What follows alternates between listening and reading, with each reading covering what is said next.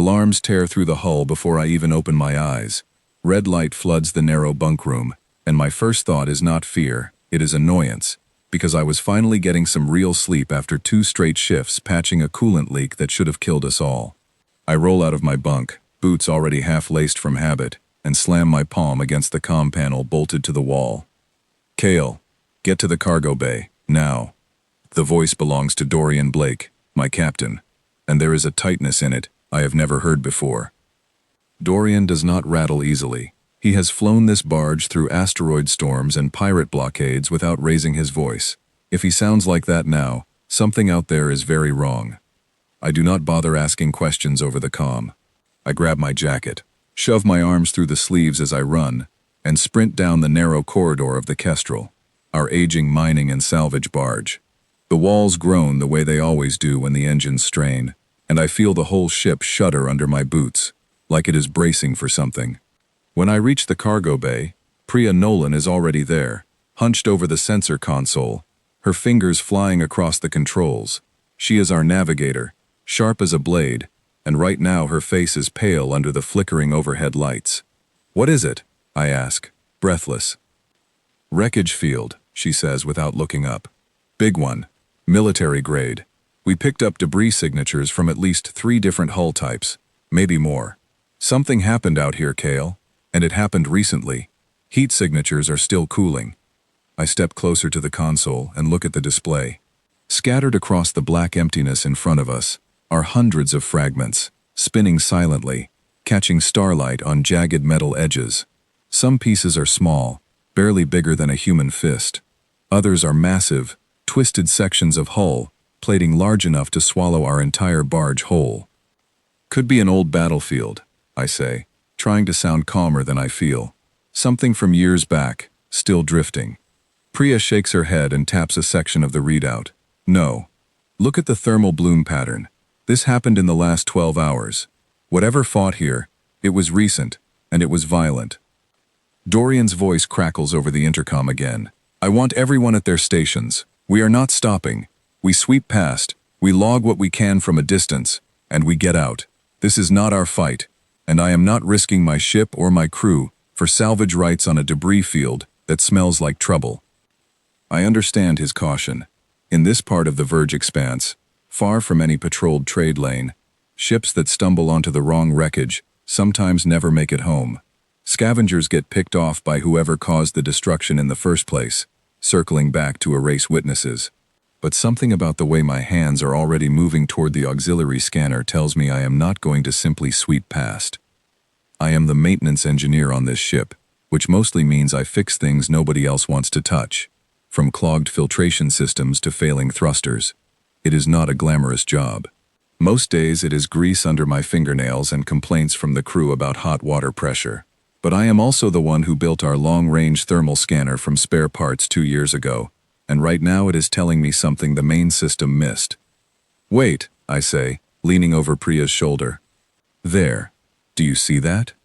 She frowns and adjusts the display. A small, isolated blip pulses faintly near the edge of the debris field, distinct from the cooling wreckage around it. It has a rhythm to it, a pattern that feels almost like breathing. "That is not wreckage," I say quietly. "That is a life pod." Priya's eyes widen. She pulls up the emergency beacon frequencies, scanning for a distress signal, but there is nothing, only that faint, steady pulse. "No beacon," she says. "Either it is broken, or someone does not want to be found." I straighten up and look toward the bay door, my mind already racing ahead of my better judgment. Somewhere out there, drifting in a field of shattered metal that used to be warships, there might be a person still alive, still breathing, with no way to call for help. "Dorian," I say into the comm, "we have a live signature, a life pod, still active. Line. If we leave now, whoever is inside dies." There is a long pause before he answers. I can practically hear him weighing the cost of stopping against the cost of leaving someone behind. Dorian is gruff, and he complains about fuel expenses more than any captain I have ever known, but underneath all that, he is not a man who can walk away from a dying stranger. Not really. "How far?" he finally asks. 11 minutes at current speed, Priya answers, already recalculating our trajectory.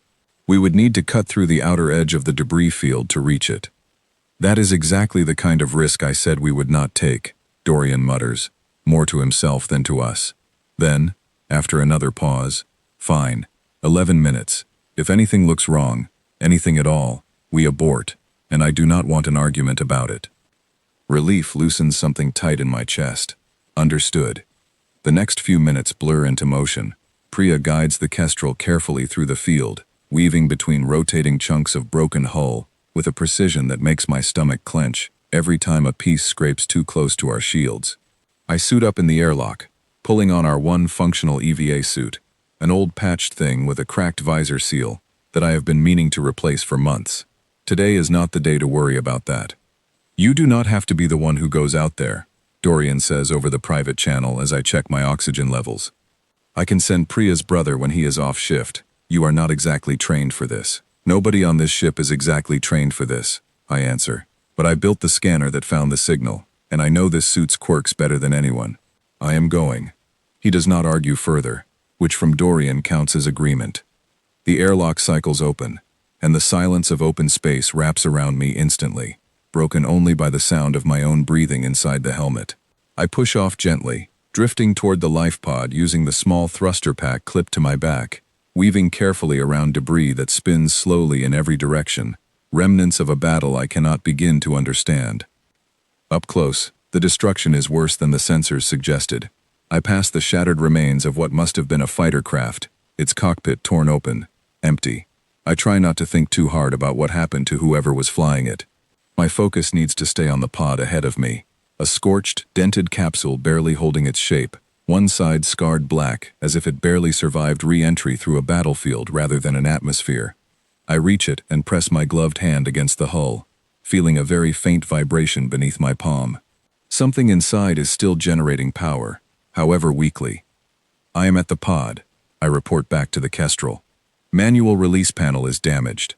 I am going to try prying it open. Copy, Priya answers. Sensors show one biological signature inside. Weak, but present. One person. One person. Alive, but barely. I pull the small emergency toolkit from my belt and get to work on the jammed release mechanism, prying at the warped metal with more force than finesse. It takes almost 3 full minutes, my arms burning with effort inside the stiff suit, before the seal finally gives way with a hiss of escaping gas. The hatch swings open, and I look inside. She is unlike anyone I have ever seen. Her skin carries a faint silvery sheen beneath layers of dried blood and scorched fabric, catching the distant starlight in a way that almost seems to shimmer. Her dark hair is matted against her forehead, and even unconscious, even broken and bleeding, there is something about the way she is positioned, chin slightly lifted, shoulders squared even in stillness, that makes her look less like a victim and more like someone who was interrupted mid-command. She is alive, I say into the comm, my voice unsteady. Barely. I need to get her back now. Bring her in, Dorian says immediately, all his earlier hesitation gone. Priya, prep the infirmary. I work as gently and quickly as I can, easing her free of the restraints still clinging to her shoulders. She is lighter than I expect, though when my hand brushes against her side I feel the unmistakable wrongness of broken ribs beneath torn fabric. Blood, dark and slow, has pooled along one side of her flight suit, a suit unlike any military uniform I recognize from the trade routes I have traveled. As I lift her free of the pod, her eyes flutter, just for a moment, unfocused and glassy, before falling shut again. In that brief instant, I catch a flash of something metallic gold where her irises should be, a detail so strange it makes my breath catch inside the helmet. I do not have time to dwell on it. I secure her against my chest as best I can, and activate my thruster pack, guiding us both back toward the kestrel through the debris field, moving as carefully and quickly as the wreckage around us allows. Every meter feels longer than the last, every silent shift of drifting metal sending a fresh spike of adrenaline through me. I keep waiting for something to go wrong, for the debris to shift unexpectedly, for another patrol ship to appear out of nowhere, and demand to know what I am doing with a stranger who might belong to whatever force destroyed this fleet. Nothing does. We reach the airlock, and Priya cycles it open the moment her sensors confirm we are close enough. The pressure equalizes, gravity reasserts itself, and I stumble slightly under the sudden return of weight, still cradling the unconscious woman against me. Infirmary, now, Priya says, already moving to help me carry her. Between the two of us, we get her onto the narrow medical bed bolted into the corner of our cramped infirmary, a room barely large enough for two people to stand in comfortably.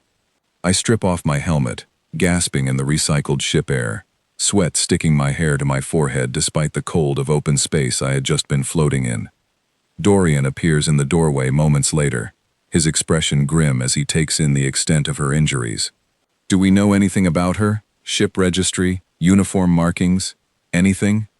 Nothing, Priya says, already running a medical scanner over the woman's still form, brow furrowed at whatever unfamiliar readings appear on the small screen.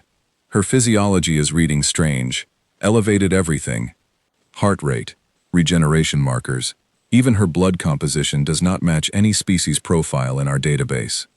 I look down at the stranger's face, pale beneath the silvery undertone of her skin, a thin cut tracing along her cheekbone, and I feel something twist uncomfortably in my chest, somewhere between curiosity and unease. Whoever she is, I say quietly, somebody wanted her dead badly enough to destroy an entire fleet to make sure of it. Dorian's jaw tightens.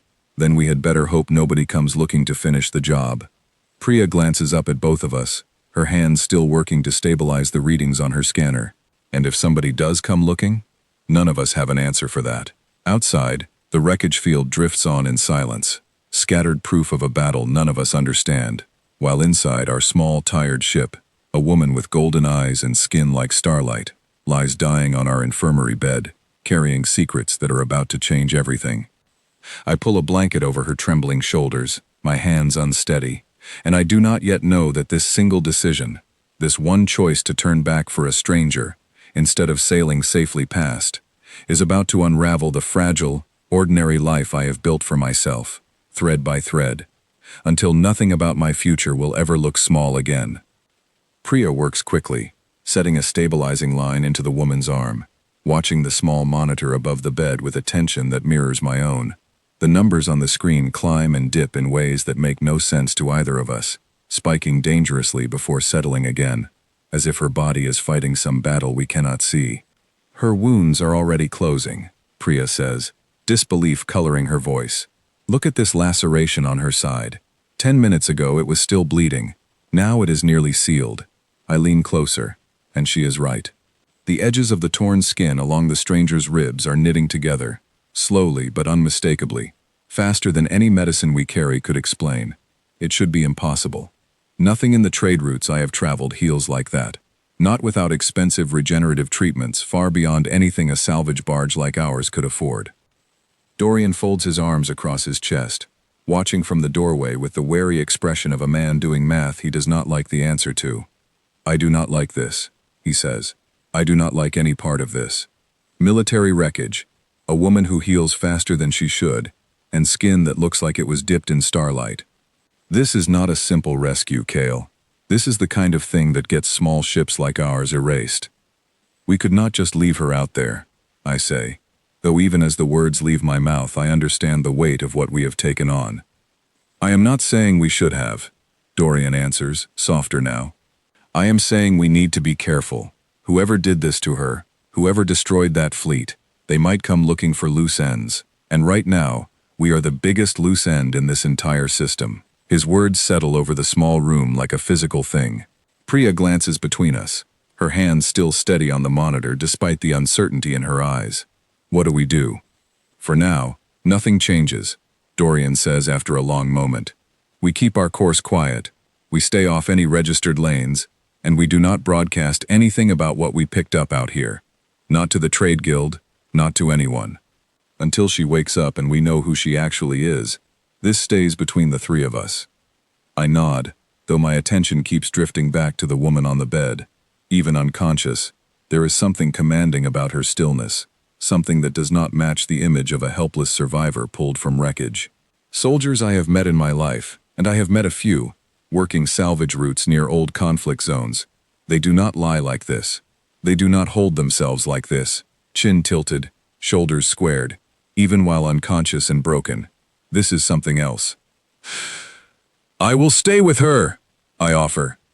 Someone should be here when she wakes up, in case she is disoriented or afraid. Dorian studies me for a moment, something unreadable passing behind his eyes, before he nods once and steps back into the corridor. Calm me the second anything changes. And Kale, be careful. We do not know what she is capable of, injured or not.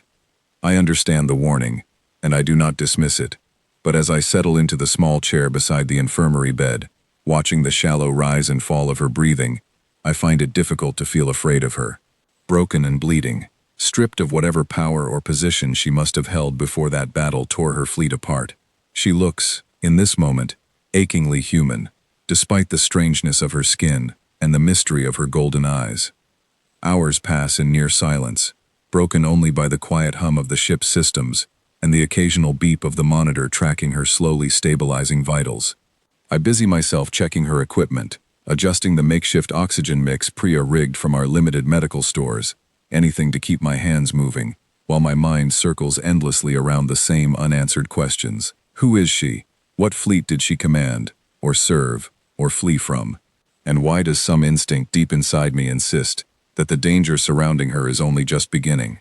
At some point, exhaustion catches up with me, and I must drift into a light, uneasy sleep in the chair, because the next thing I register is the sharp, sudden grip of a hand closing around my wrist.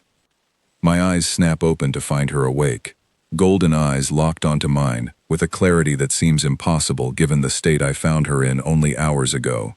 Her grip is fierce, far stronger than her fragile appearance suggests, and for one heart-stopping second, I genuinely believe she might break my wrist without any effort at all. Where? She rasps, her voice rough and unfamiliar, layered with an accent my translator earpiece struggles to process. Am I? You are safe, I manage, keeping my voice as calm and steady as I can, despite my racing pulse. You were injured. We found you drifting near a debris field. My name is Kale. You are aboard my ship. Her eyes narrow slightly, studying me with an intensity that makes me feel as though she is calculating a dozen possibilities at once, weighing threat against opportunity, danger against advantage. Slowly, her grip on my wrist loosens, though she does not release me entirely. Your ship, she repeats, testing the words carefully, as if deciding whether or not to believe me. Not military, not Dominion. Just a salvage barge, I say. Small crew, nobody important, I promise you that much. Something flickers behind her expression, an emotion I cannot quite name, relief perhaps, or maybe simple exhaustion catching up with her all at once. Her grip finally falls away entirely, and she sinks back against the thin pillow beneath her head, her breathing unsteady. Then perhaps, she murmurs, eyes drifting closed again despite clear effort to keep them open. I am fortunate that nobody important found me. I sit frozen in the chair, replaying her words long after her breathing evens out into unconsciousness once more, unable to shake the feeling that whatever she is running from, whatever destroyed that fleet and left her adrift among the wreckage, it is only a matter of time before it comes looking for her again. And when it does, I have a growing certainty that our small, unremarkable ship will not stay hidden for long. A crash from the infirmary jolts me out of a dead sleep, and I am moving before I am even fully awake. Boots hitting the cold floor, heart hammering against my ribs. I burst through the doorway to find the medical tray overturned, instruments scattered across the floor, and the woman I pulled from the wreckage pressed against the far wall, chest heaving, eyes wide and unfocused, one hand raised, as if bracing against an attack that only she can see. Hey, I say quickly, keeping my voice low and steady, hands raised where she can see them. Hey, you are safe. Nobody is here but me. Her gaze snaps toward me, sharp and wild, and for a moment, I genuinely believe she does not recognize where she is.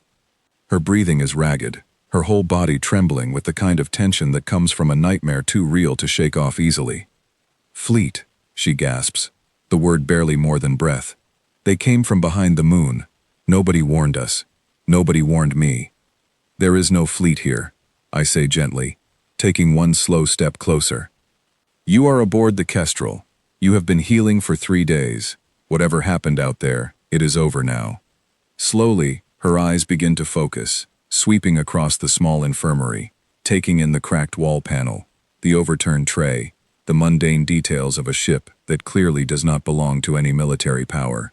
The wildness in her expression fades, replaced by something more controlled, though I can still see the effort it takes her to steady her own breathing. 3 days, she repeats quietly, as though testing whether the number makes sense to her. 3 days, I confirm. You were badly hurt.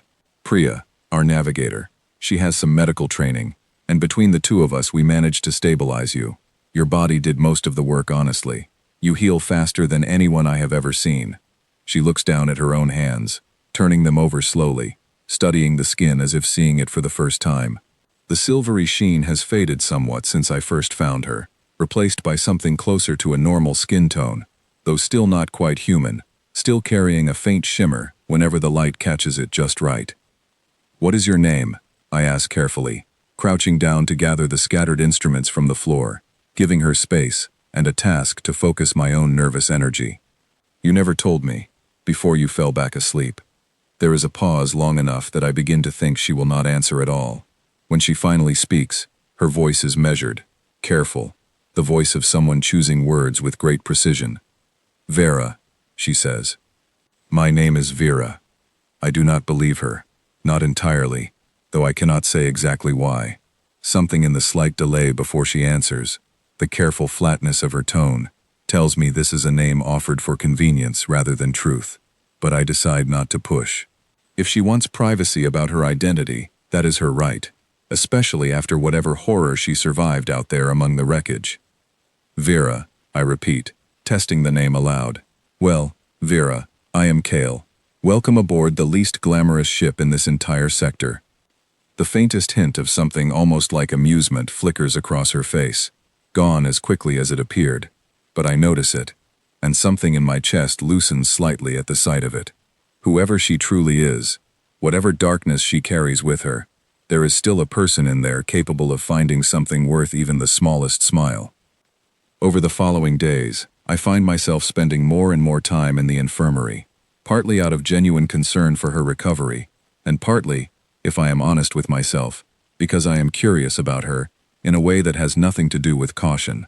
Dorian keeps his distance, still wary, still running quiet calculations about how much danger we have invited aboard, but he does not object when I bring her simple meals, or sit with her during the long, quiet hours while the Kestrel continues its careful, unremarkable course through unclaimed space.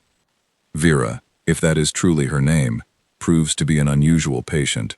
She rarely complains, despite injuries that would leave most people writhing in pain, and she watches everything around her with a quiet, calculating attentiveness that never seems to fully switch off, even during moments of rest. I catch her studying the layout of the ship through the open infirmary door, tracking the movement of the crew, noting exits and access points with the kind of thoroughness that feels less like curiosity and more like habit, deeply ingrained and impossible to disable. You move like someone trained for command, I say one evening, setting a tray of reheated protein stew beside her bed. It is not much of a meal, nothing close to what she probably ate before whatever disaster left her drifting among broken warships, but she accepts it without complaint, as she has accepted everything else aboard our humble ship. Her eyes flick up to mine, sharp and assessing. What makes you say that? The way you watch everything, I answer honestly. The way you catalog every exit in a room within seconds of entering it. My captain does that too, sometimes, after years of running cargo through contested lanes. It is not a civilian habit. For a long moment she says nothing, simply studying me with an intensity that makes me feel oddly exposed, as though she is deciding how much truth I can be trusted with. Finally, she looks away, down at the tray of food in her lap. I was a soldier, she says quietly, on the losing side of a conflict you have likely never heard of. The losing side, I repeat, carefully, unable to keep a note of skepticism entirely out of my voice. Everything about the way she carries herself, the authority in her stillness, the command in her silence, suggests someone far more accustomed to giving orders than following them, let alone losing anything. She glances up sharply, catching the doubt in my tone, but rather than growing defensive, something almost like respect flickers across her expression. You do not believe me. I believe you were a soldier, I say. I am less certain about the losing part. A ghost of a smile tugs at the corner of her mouth, there and gone in an instant. Careful, Kale. Curiosity has a way of becoming dangerous, in circumstances like mine. I take the warning seriously, though it does little to actually curb my curiosity. If anything, it deepens it, planting a persistent, uneasy question in the back of my mind that refuses to fully quiet down, no matter how many routine repairs I bury myself in over the following days. Strange details continue to accumulate, small at first, easy to dismiss individually, but increasingly difficult to ignore when considered together.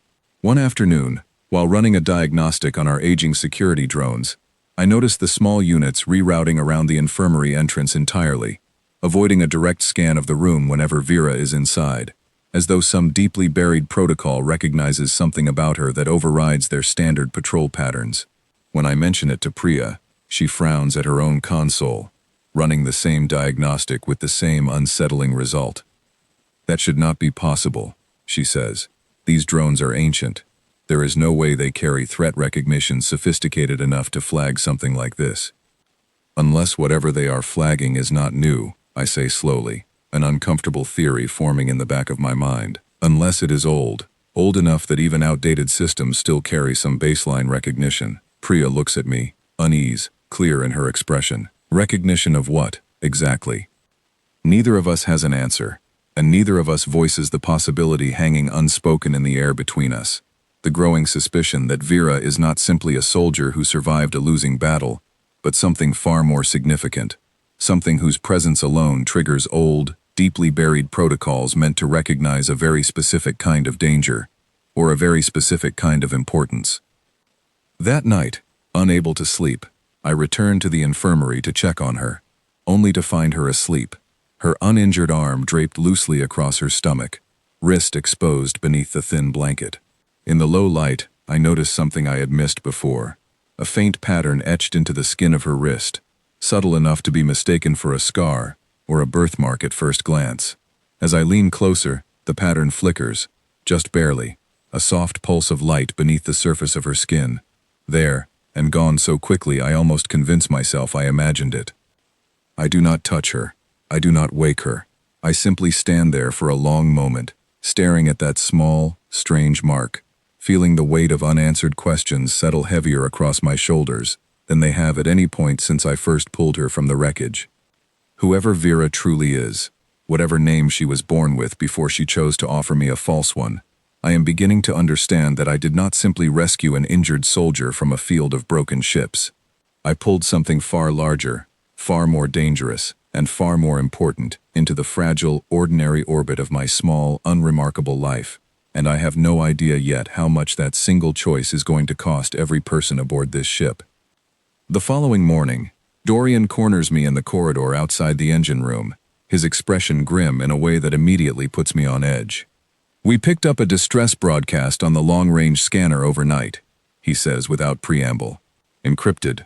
Military grade, repeating on a loop. It mentions a fleet designation, the same one stenciled on wreckage fragments still caught in our outer hull sensors." My stomach tightens. What does it say? "I cannot fully decrypt it," Dorian admits, "but the pattern is unmistakable.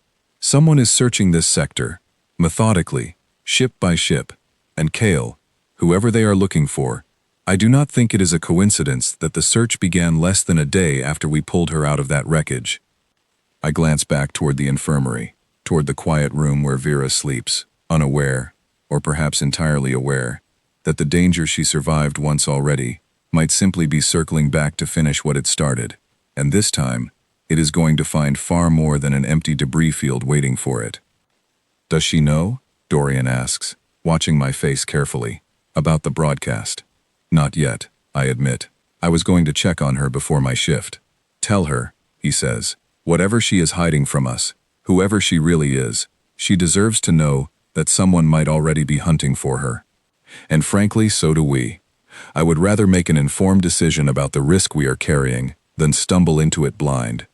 I nod, though a part of me hesitates at the thought of shattering whatever fragile calm has settled over the ship these past few days. Vera has been healing steadily, growing stronger with each passing hour, and there has been something almost peaceful about watching her slowly return to herself, learning the rhythms of our small crew, even offering the occasional dry comment about the questionable quality of our recycled ship air. Telling her that danger may already be closing in feels like ending something before it has had the chance to properly begin. But Dorian is right, and I know it. I make my way back to the infirmary, where I find Vera sitting upright on the edge of the medical bed for the first time since I pulled her from the wreckage, testing her balance with careful, deliberate movements, one hand braced against the wall for support. "You should be resting," I say, though I do not move to stop her. "I have rested enough," she answers, a note of restlessness creeping into her voice. "Lying still while my body heals is not something I do well, Kale. I never have." I study her for a moment, noting the steadiness returning to her stance, the strength slowly rebuilding beneath skin that no longer carries the deathly pallor of near collapse. Whatever species she belongs to, whatever secrets lie beneath that shifting silver sheen, her recovery has been nothing short of remarkable. "We picked up a distress broadcast overnight," I say finally, deciding there is no gentle way to deliver the news. Encrypted, military grade. It references a fleet designation that matches wreckage still caught in our hull sensors. Her entire posture changes instantly, the careful relaxation of the past few days vanishing in a heartbeat, replaced by sharp, coiled attention. "Show me! Dorian is working on decrypting more of it," I say. "But he thinks whoever sent it is searching this sector, methodically, ship by ship." Vera closes her eyes briefly, and for just a moment, I see something flicker across her expression that looks almost like exhaustion, deeper than the physical kind. Something worn down by more battles and losses than a single lifetime should ever have to carry. When she opens her eyes again, that vulnerability is gone, replaced by the same controlled sharpness I have come to recognize as her default state. "They will not stop searching," she says quietly. "Not until they are certain I am dead." "Who is they?" I ask, the question slipping out before I can stop it. She looks at me for a long moment, weighing something behind those golden eyes, some calculation I cannot begin to follow. "The people responsible for destroying my fleet," she finally says. "People who believed they succeeded, until now." "That is not really an answer," I point out, unable to keep a note of frustration from creeping into my voice. "Vera, if there is a genuine threat closing in on this ship, on this crew, I think we deserve more than half-truths." Something shifts in her expression, and for the first time since I pulled her from the wreckage, I see real conflict there, a visible struggle between instinct and necessity. "The less you know," she says slowly, "the safer you remain, if they do find us. Ignorance, in this case, might be the only protection I can offer you." "That is not much comfort," I say, "when we are the ones who will be standing here if they arrive." She holds my gaze for a long moment, and something in her expression softens, just slightly, an acknowledgement of the fairness in what I have said, even as she remains unwilling to fully answer it. "You saved my life," she says quietly. "I owe you more honesty than I have given so far."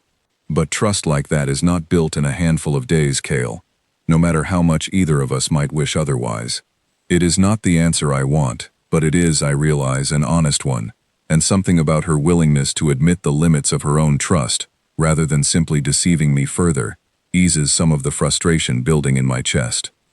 "Fair enough," I say. "But if that broadcast gets closer, if whoever is searching this sector starts closing in on our position, I need you to tell me everything. Not for my curiosity, for the safety of this crew." "Agreed," she says, and there is something in the simple firmness of that single word that makes me believe her, at least for now. Over the following 2 days, tension aboard the Kestrel tightens like a wire pulled slowly toward its breaking point. Dorian manages to decrypt fragments of the broadcast, enough to confirm it originates from a search pattern moving steadily through the outer sectors of the Verge expanse, methodical and unhurried, the kind of search conducted by someone with unlimited patience and unlimited resources. Priya reroutes our course twice, avoiding 2 separate trade lanes where unfamiliar ship signatures appear on our long-range scanners, unmarked vessels that linger a little too long near systems we have recently passed through. Vera spends most of that time on her feet, despite my repeated insistence that she continue resting, pacing the cramped confines of the infirmary, and then, Once Dorian reluctantly grants permission, the slightly larger space of the cargo bay, testing the returning strength in her limbs with careful, controlled movements that gradually shift from cautious to confident. I watch her train herself back into fighting readiness with a kind of quiet, disciplined intensity that leaves no doubt in my mind that whatever her true rank or title once was, combat has always been a fundamental part of who she is. "You fight like you were born to it," I say one evening, watching her move through a series of exercises in the empty cargo bay, her movements sharp and precise, despite injuries that would have left most people bedridden for weeks. "I was," she says simply, not breaking her rhythm.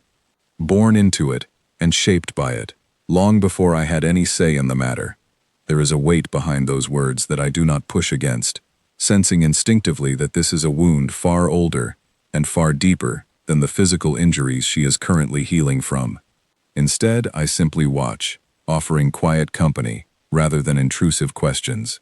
And something about the ease of that shared silence feels like the first real thread of trust beginning to form between us, fragile but undeniably present.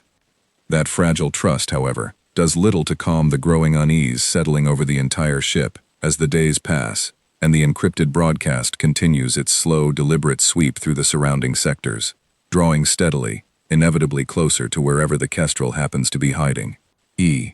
The proximity alarm screams through the ship a full second before something slams into our outer hull, hard enough to throw me into the bulkhead.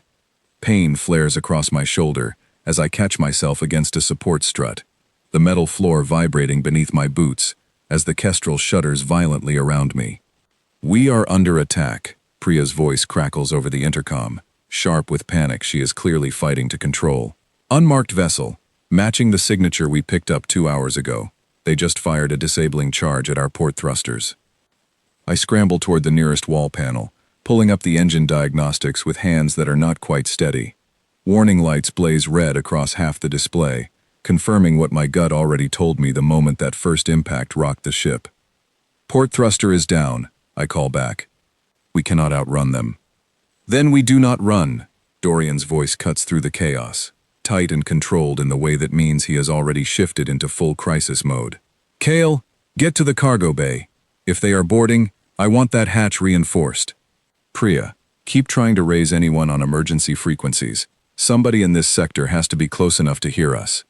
I do not waste time responding. I am already moving, sprinting down the narrow corridor toward the cargo bay, my mind racing through everything I know about our limited defenses. The Kestrel was never built for combat. We carry no weapons beyond a single outdated point defense turret meant for clearing debris, nothing capable of standing against a vessel with the firepower to disable our thrusters in a single precise strike. I round the corner into the cargo bay and nearly collide with Vera, already there ahead of me, moving with a fluid, purposeful speed that tells me her recovery, whatever remains incomplete about it, is not going to slow her down now. "They found us," she says, not a question. "Looks that way," I answer, breathless. Dorian wants this hatch reinforced in case they try to board. Vera's expression hardens into something colder and more focused than anything I have seen from her since pulling her from the wreckage.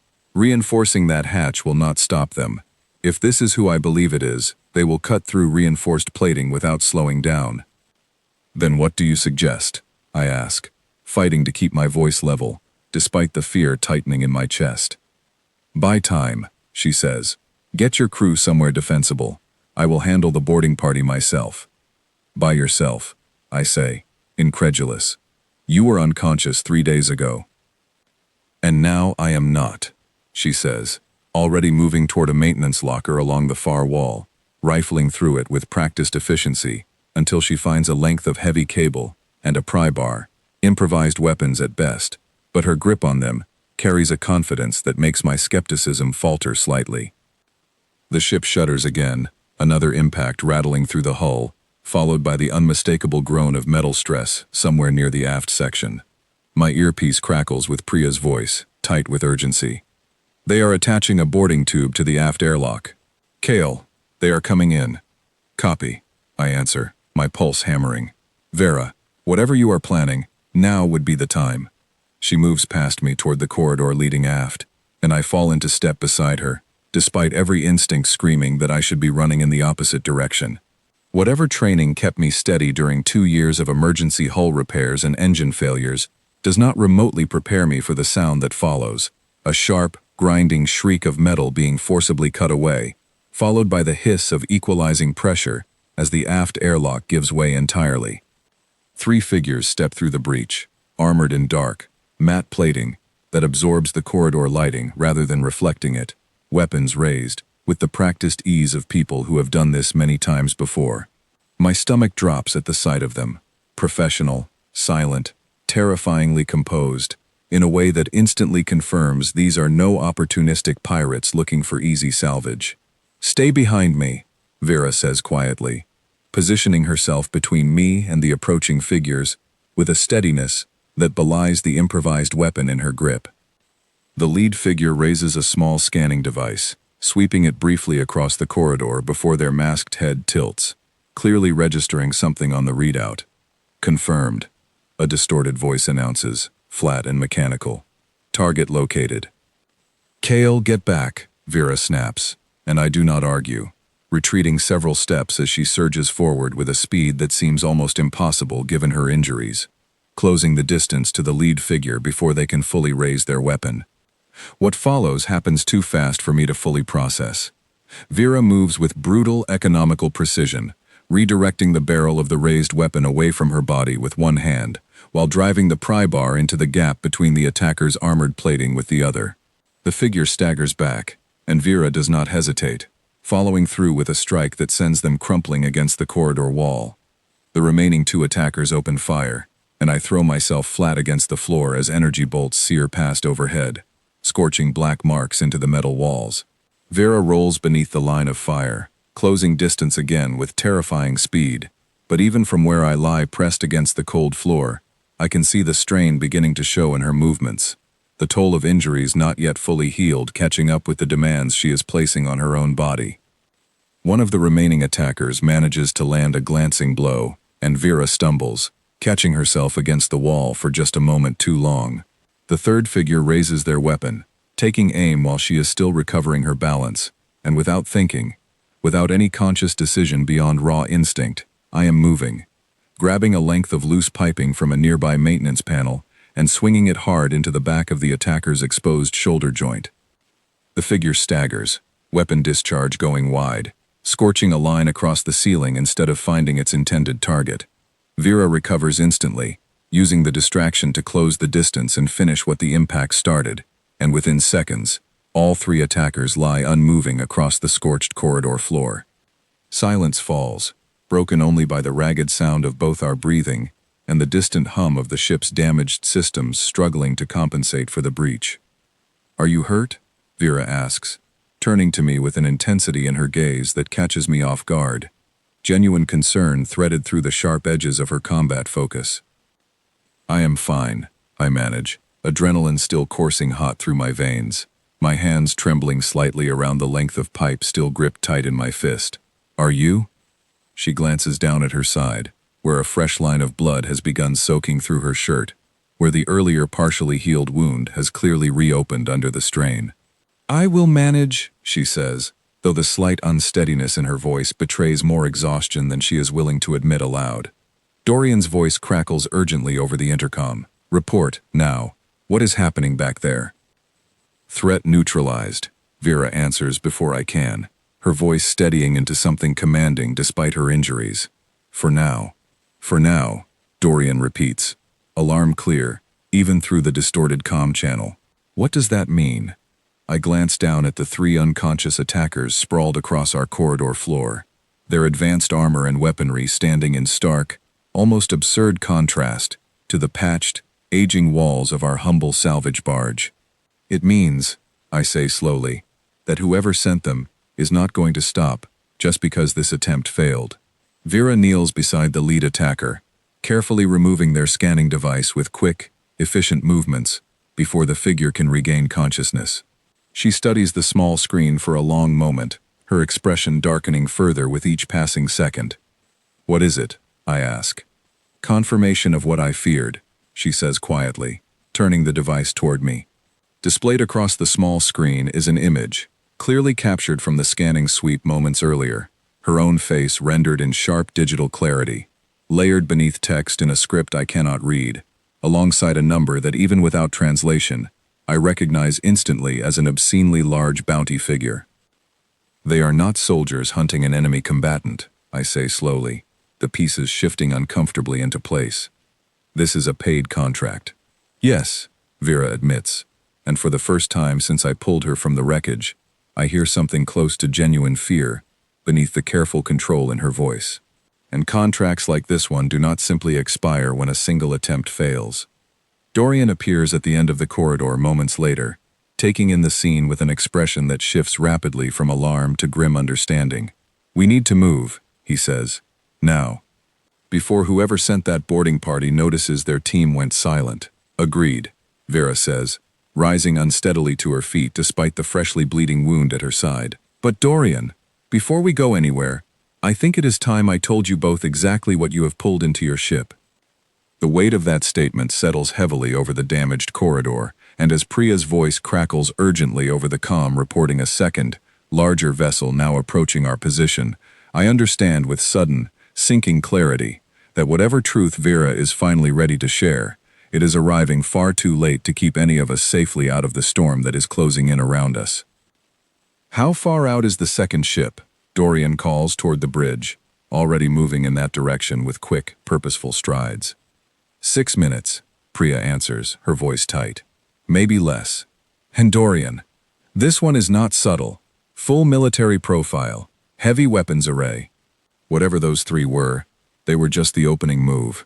I help Vera to her feet, ignoring her brief attempt to wave off the assistants, and together we follow Dorian toward the bridge, stepping over the unconscious attackers, still sprawled across the corridor floor.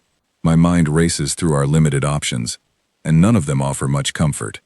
Our port thruster remains disabled, our only weapon a single outdated point defense turret, and now an unknown military vessel bearing down on our position, with 6 minutes or less before it arrives. "Can we repair the thruster in time?" Dorian asks as we reach the bridge, already strapping himself into the pilot's seat.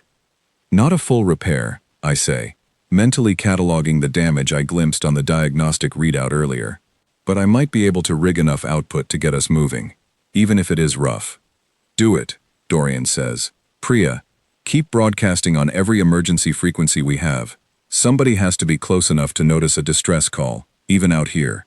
I do not wait for further instruction. I sprint back toward the engine room, Vera following despite my protest that she should rest, her jaw set with a stubborn determination that makes further argument pointless.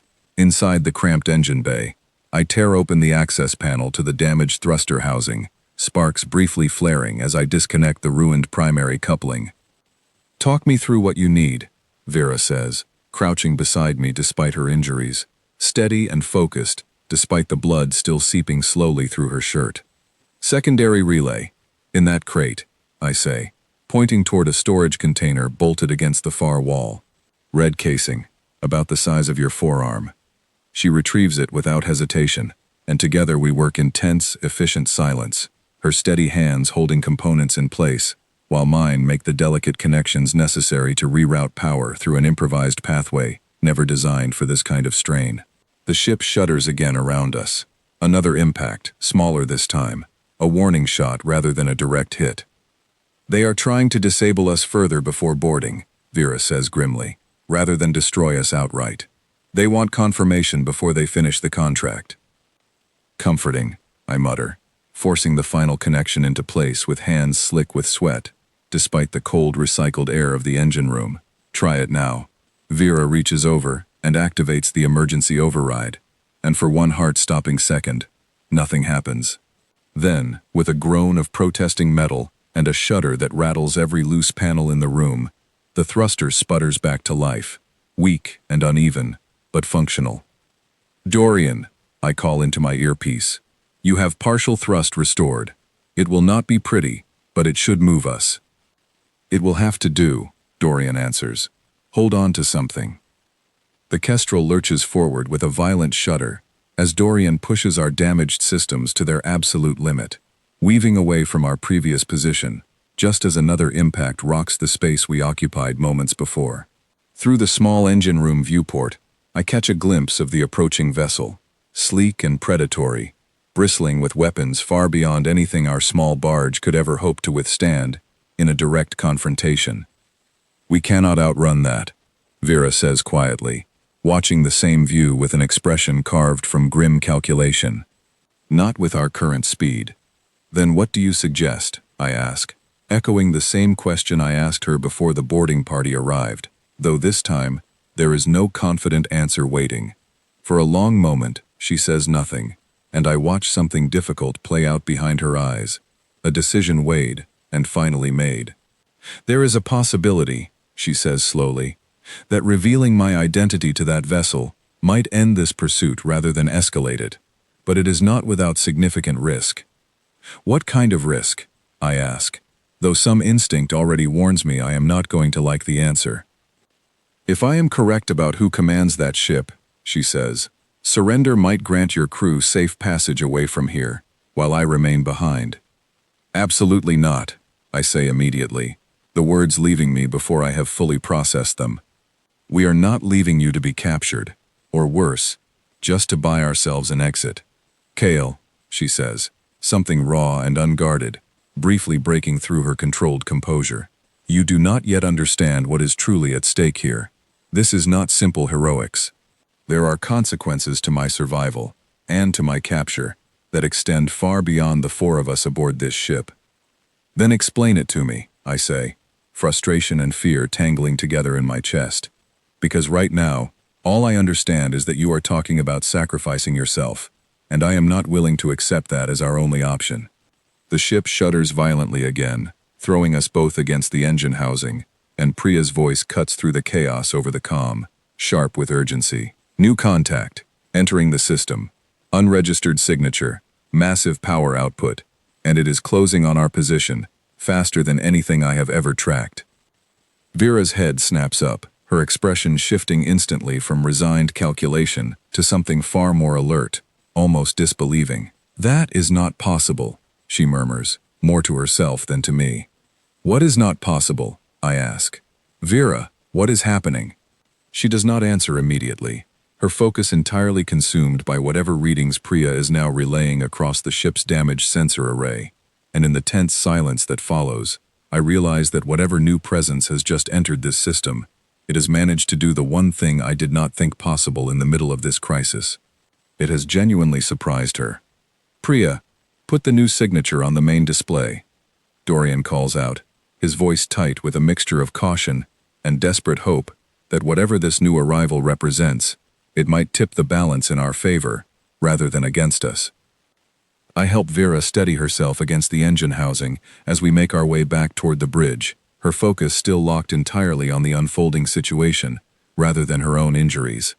When we arrive, the main display shows a shape none of us recognize, angular and severe, radiating a kind of restrained power that even our outdated sensors struggle to fully quantify, numbers scrolling past faster than Priya can read them aloud. "It is not responding to any hail," Priya says, fingers flying across her console. "It is not broadcasting any registry, but Dorian, look at its trajectory. It is not moving toward us. It is moving directly toward the vessel pursuing us." Dorian leans forward, studying the display with narrowed eyes. "Vera, does this mean anything to you?" She stares at the screen for a long moment, something unreadable passing behind her golden eyes, before she finally speaks, her voice quiet and strangely uncertain in a way I have not heard from her since the night she first woke aboard our ship. "It means," she says slowly, "that someone I did not expect to find me has found me anyway." Before any of us can press her further, the pursuing vessel abruptly breaks off its approach, engines flaring bright as it reverses course with obvious, desperate haste, clearly unwilling to remain in the same system as whatever has just arrived. The tension aboard the Kestrel does not ease, however, not even slightly, because as the threat retreats, the new, unidentified vessel continues its steady, deliberate approach directly toward us, and none of us have any idea whether we have just been saved or simply handed off to something far more dangerous than anything that came before it. The unidentified vessel locks a targeting beam onto our hull, and every alarm on the bridge screams at once. a piercing chorus that makes my teeth ache. Dorian's hands fly across the controls, though we both know evasive action means nothing against a ship capable of scaring off a fully armed military pursuer without firing a single shot. They have a firm lock, Priya reports, voice cracking with barely controlled panic. If they fire, we will not survive it. Do not fire back, Vera says sharply, moving toward the bridge's small forward viewport, her posture shifting into something I have not seen from her before. Straighter, harder, unmistakably regal, despite the blood still staining her torn shirt. Do exactly as I say, and do not provoke them. Provoke them, Dorian repeats incredulously. Vera, they already have weapons locked on my ship. They are testing, she says, eyes fixed on the looming shape now visible through the viewport, sleek and dark, bristling with technology that looks decades beyond anything I have ever encountered in my years running salvage routes. If they intended to destroy us, we would already be gone. Before any of us can respond, the comm system crackles to life on its own, overriding our controls entirely. A small act that sends a fresh chill down my spine. A voice emerges, deep and formal, layered with a reverence that seems wildly out of place given the circumstances. Unidentified signature confirmed, the voice states. Biometric match verified. We stand ready to receive Her Eminence. The bridge falls into stunned silence. Dorian turns slowly to stare at Vera, his expression caught somewhere between disbelief and dawning horror. Priya's hands freeze above her console, and I find myself simply staring, the phrase echoing through my mind, unable to fully process its weight. Her Eminence! Dorian repeats slowly, each word deliberate. Vera! What exactly are you not telling us? Vera closes her eyes briefly, and when she opens them again, something has shifted in her expression, a kind of resigned acceptance, replacing the careful guardedness she has maintained since the moment I first pulled her from the wreckage. My name, she says quietly, is not Vera. I gathered that much already, I say, my voice tighter than I intend. My name, she continues, ignoring the interruption, is Ysara, Empress Ysara Thren, of the Threnai Dominion, though I suspect that title means very little to any of you, given how far you operate from Dominion-controlled space. I have heard of the Threnai Dominion, distantly, the way anyone who has spent years running cargo through contested trade lanes hears fragments of galactic politics, a sprawling power controlling a significant portion of known space, ruled by a lineage of empresses whose authority is spoken of with a mixture of awe and fear, even by people who have never set foot within their territory. You are the Empress, Dorian says slowly, as though testing whether saying the words aloud might somehow make them less impossible. The Empress of the Threnai Dominion has been sitting in my infirmary for the past week. 6 days to be precise, Ysara says, and despite the gravity of the moment, there is a faint, almost apologetic note in her voice. And I understand this revelation likely changes how you view everything that has happened since. That is one way to put it, I manage, my mind still struggling to reconcile the woman who complained about our reheated protein stew with the towering political weight now attached to her name. The Dominion believes me dead, Ysara continues, addressing all three of us now, her voice settling into the measured cadence of someone accustomed to delivering difficult truths to rooms full of people. 6 months ago, a faction within my own court, led by officers I trusted, moved against me. They believed removing me would be simple, quiet, and permanent. The battle that left me drifting among that wreckage was not an external war. It was betrayal, from within my own command structure. A coup, Priya says quietly. Yes, Ysara confirms. An attempted one, and until this moment, from their perspective, a successful one. As far as the usurpers currently occupying my throne believe, their empress perished months ago, in an unfortunate, tragic accident, during a routine fleet inspection. And the bounty hunters, I say, pieces continuing to click into place with uncomfortable clarity, the ones who attacked us. Opportunists, Ysara says, a flicker of cold anger crossing her expression. Someone, somehow, detected a survival signal from my life pod before it went fully dark. That signal likely triggered automated bounty protocols still active from before the coup. Protocols meant to reward anyone capable of confirming the death of a fugitive empress. Those 3 who boarded your ship were simply the fastest to respond.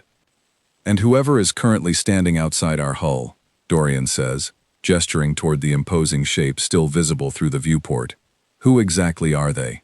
Ysara turns toward the viewport, and for the first time since revealing her identity, something like genuine relief softens the tension carved into her features. Loyalists, she says, a faction within my personal guard who never accepted the official account of my death. This vessel carries an automated recognition protocol keyed specifically to my biometric signature, a failsafe I established years ago, should I ever find myself in circumstances precisely like this one. So they are here to help, I say, allowing myself a small measure of relief. They are here to retrieve me, Ysara corrects gently, which is not entirely the same thing. The distinction hangs uncomfortably in the air, and I find myself struggling against a reaction I have no right to feel. A sharp, unexpected pang of loss at the idea of her simply departing, now that the truth has finally surfaced, vanishing back into a galactic empire so vast and distant, it might as well exist in another universe entirely, from the small, unremarkable life I have built for myself aboard this aging salvage barge. What happens now? Dorian asks, ever practical despite the extraordinary circumstances, to us, to this ship. Ysara turns to face him directly, and something in her expression hardens with renewed purpose, the weight of command settling visibly across her shoulders once more. You saved my life, she says, all three of you, at considerable personal risk, without knowing who I was, or what reward, if any, you might receive for your efforts. That debt does not simply vanish because my true identity has come to light. We were not expecting a reward, I say honestly. We just could not leave you out there to die. Something flickers across her expression, warm and genuine, cutting briefly through the composed authority she has reclaimed. I know, she says quietly, which is precisely why I intend to ensure your safety, regardless of what comes next. The moment my loyalist forces confirmed my survival, every faction currently contesting control of the Dominion became aware, through channels I cannot fully control, that I remain alive. That knowledge places every person who has helped me, every person connected to this ship, in significant danger.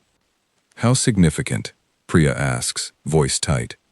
Significant enough, Ysara says grimly, that remaining aboard this vessel is no longer safe for any of you.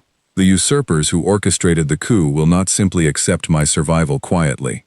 They will move to eliminate any witnesses, any evidence, any loose thread capable of unraveling the story they have spent 6 months carefully constructing. The bridge falls silent again, the weight of her words settling heavily over all of us. I glance toward Dorian, watching him process the sudden dramatic shift our circumstances have taken.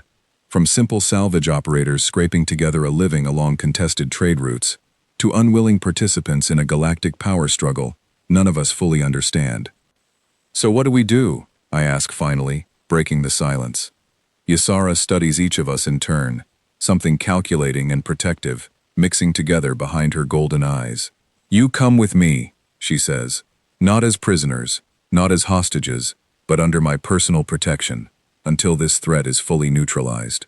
I will not abandon the people who saved my life to face consequences created entirely by my own political circumstances.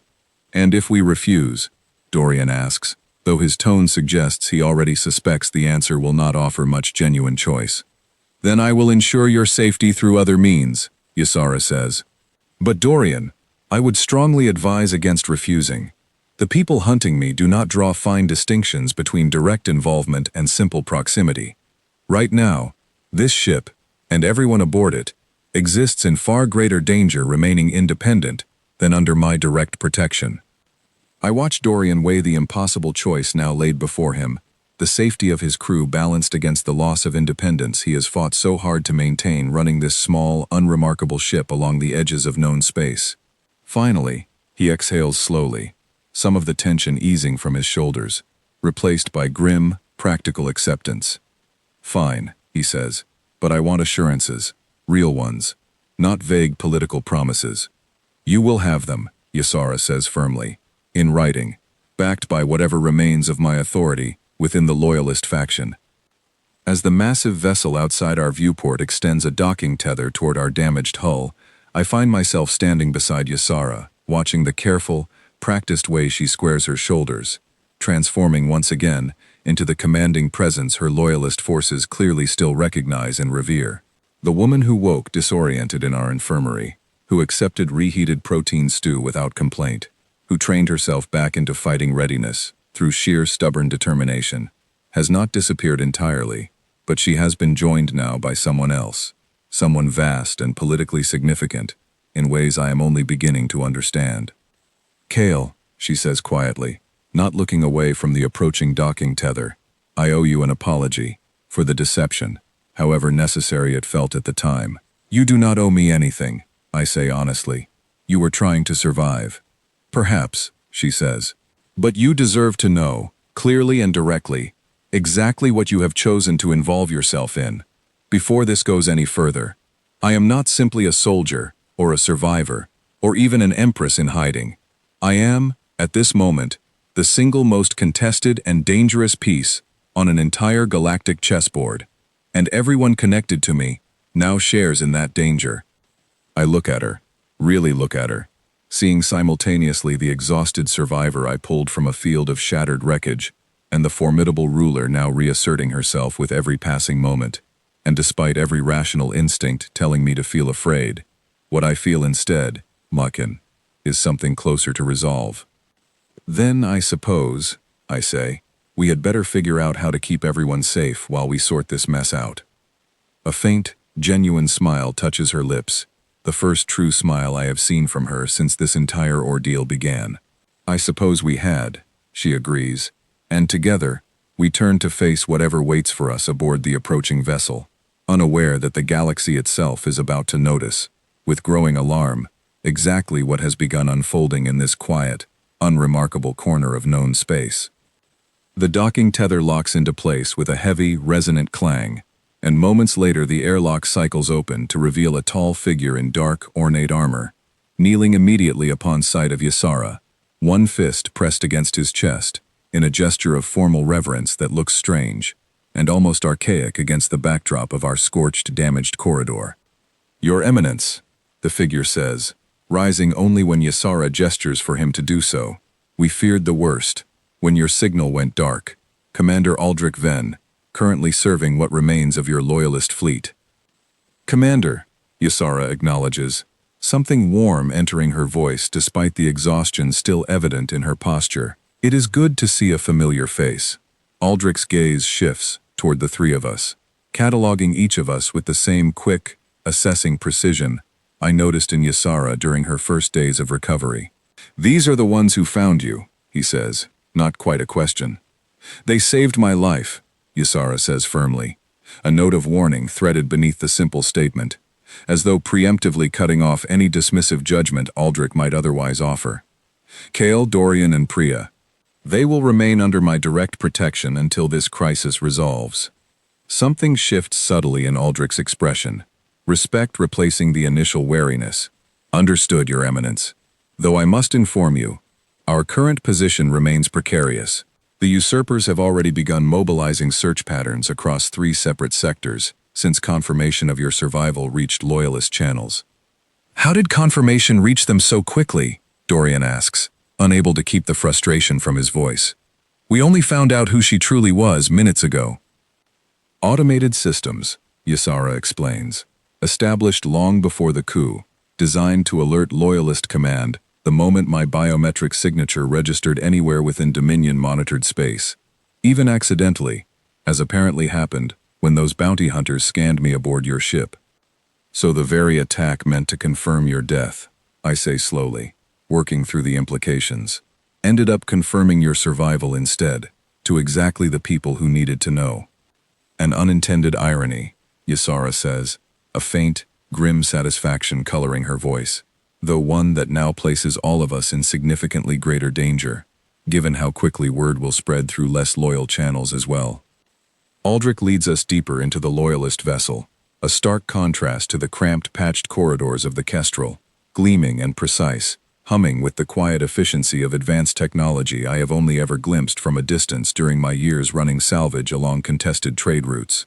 As we walk, Ysara begins extracting details from Aldrich about the current state of the Dominion, information delivered in clipped, careful phrases that paint an increasingly grim picture of the political landscape she now finds herself forced to navigate. The usurpers, led by a high counselor named Draven Ashcombe, have spent the past 6 months consolidating power with ruthless efficiency, eliminating potential rivals, rewriting official records, and cultivating alliances with several powerful trade consortiums, eager to benefit from a change in leadership, less committed to the strict oversight Ysera's rule previously enforced. Any hope of a quiet, uncontested return to power has evaporated entirely, replaced by the certainty of a prolonged, dangerous struggle to reclaim what was taken. We do not currently possess sufficient loyalist forces to directly challenge Ashcombe's position, Aldrich admits as we reach a small conference chamber near the vessel's central command deck. Our numbers remain scattered, cautious, unwilling to fully commit until they receive undeniable confirmation of your survival, delivered directly, rather than through back-channel rumor. Then we provide that confirmation, Ysera says, settling into a chair at the head of the small table, with the natural authority of someone accustomed to commanding rooms far larger than this one. But carefully, and not before we secure additional support capable of tipping the balance meaningfully in our favor. Additional support from where? Priya asks, voicing the question clearly on all our minds. You said yourself the loyalist forces remain scattered and cautious. Ysera's expression grows thoughtful, calculating possibilities I cannot begin to follow, drawing on political knowledge accumulated across a lifetime spent navigating galactic power structures far beyond my own limited experience. There is one option, she says slowly, that Ashcombe would never anticipate, precisely because it involves a power he has consistently, foolishly underestimated. Which power? Dorian asks. Ysera's golden eyes flick toward me briefly, an unreadable expression passing across her face, before she turns back to address the room fully. Humanity, she says simply, a species largely dismissed by Dominion politics as insignificant, isolationist, unworthy of serious diplomatic consideration, which is precisely why reaching out to them now might prove the single most effective move available to us. The word hangs in the air, and I find myself sitting up straighter, curiosity mixing with something harder to name, a strange, quiet pride at hearing my own species mentioned with such calculated significance by someone who commands, or once commanded, a fraction of known space so vast it defies easy comprehension. You intend to ask humanity for help, Aldrich says, clear skepticism coloring his voice. Your Eminence, with respect, human political and military structures remain notoriously difficult to predict. They do not operate according to any framework the Dominion fully understands. Precisely why Ashcombe will never see it coming, Ysera counters, a sharp, determined edge entering her voice, and precisely why it might work. I glance toward Dorian and Priya, both wearing expressions that mirror the swirling uncertainty building in my own chest, and as Ysera begins outlining the careful first steps of a plan that will soon draw an entire species into a conflict none of us fully anticipated, I cannot shake the growing sense that our small, unremarkable ship has become the unlikely spark igniting something far larger than any of us could have imagined possible, only one short week ago. The loyalist vessel rocks violently as something slams into its shields, and every console in the small conference chamber flares with warning displays at once. Aldrich is on his feet instantly, already moving toward the command deck, shouting orders through his own earpiece, before the tremor from the impact has even fully faded. Report, Ysera demands, rising just as quickly, all trace of the calm political strategist from moments earlier, replaced by sharp, immediate focus. 3 ships, dropping out of transit directly above us, Aldrich calls back from the doorway. Ashcombe's colors. They must have tracked the biometric confirmation signal faster than we anticipated. My stomach drops. We barely escaped the last threat, and now, aboard a vessel I assumed represented safety, we find ourselves under assault once again. The danger surrounding Ysera clearly far more relentless and far-reaching than I fully understood, even after everything she revealed only minutes ago. Shields are holding, for now, a voice reports over the command deck comm, tight with strain. But we cannot withstand sustained fire from 3 vessels of that class, Commander. Evasive pattern Delta, Aldrich orders. Get us into the debris field. It will limit their firing angles. The ship lurches hard beneath us as it banks sharply, and I brace myself against the conference table, watching Ysara move toward the command deck with a stride that carries none of the fear currently tightening my own chest. Dorian and Priya follow close behind, and I hurry after them, unwilling to be left alone in the small chamber while chaos unfolds around us. The command deck is a flurry of controlled urgency, crew members moving between stations with practiced efficiency, despite the tension evident in every clipped exchange. Through the main viewport, I catch sight of the three pursuing vessels, sleek and heavily armed, closing distance with a speed that makes my earlier fear about the Kestrel's pursuers feel almost quaint by comparison. "Your Eminence," Aldrich says, "I recommend we attempt transit immediately. Remaining here risks catastrophic damage." "Agreed," Ysara says. "Plot a course toward the nearest neutral system. We cannot risk drawing this fight closer to any remaining loyalist strongholds." As the crew scrambles to comply, a new alert flashes across the sensor display, distinct from the immediate threat, and the operator monitoring long-range scans calls out with clear confusion in her voice. "Commander, we are picking up an additional contact, entering the outer edge of the system. Unregistered signature, extremely high output, closing fast." "Another Dominion vessel?" Aldrich asks, already bracing for worse news. "No," the operator says slowly, studying her readout with growing bewilderment. "This signature does not match any Dominion classification in our database. It does not match anything in our database." I move closer to the display, curiosity briefly overriding my fear, and something about the angular, efficient design of the approaching vessel tugs at a memory buried deep from years spent hearing distant rumors along the trade routes, fragments of stories about a species whose ships appear unannounced in contested systems, whose presence tends to end conflicts rather than prolong them, though rarely gently. "That is a human vessel," I say slowly, disbelief coloring my voice. "I have seen the silhouette before, on old trade route bulletins. Warning notices, mostly, about avoiding contested human border space." Ysara's head snaps toward me, something sharp and calculating flickering behind her golden eyes. "You are certain! Reasonably!" I say. Why would a human ship be out here? Before anyone can offer a theory, the unidentified vessel opens a hailing frequency, cutting directly into the Loyalist ship's command channel, with an ease that suggests whoever sent it possesses technology considerably beyond anything currently available to either the Loyalists or the usurpers pursuing us. "Dominion vessels," a calm, measured voice states over the comm, carrying an unmistakable authority, despite its lack of volume or aggression. "You are currently engaged in hostile action within a system flagged under ongoing human observation. Withdraw immediately, or we will consider your continued presence an act requiring direct intervention." Silence follows, both aboard our vessel and, apparently, aboard the three pursuing ships, none of whom immediately respond or alter course. Aldrich exchanges a wary glance with Ysara, clearly uncertain what to make of this sudden, unexpected complication. "They are not slowing," the sensor operator reports, watching the pursuing vessels continue their approach, despite the warning. "Then, they have made their decision," the human voice says, still eerily calm despite the clear threat now unfolding.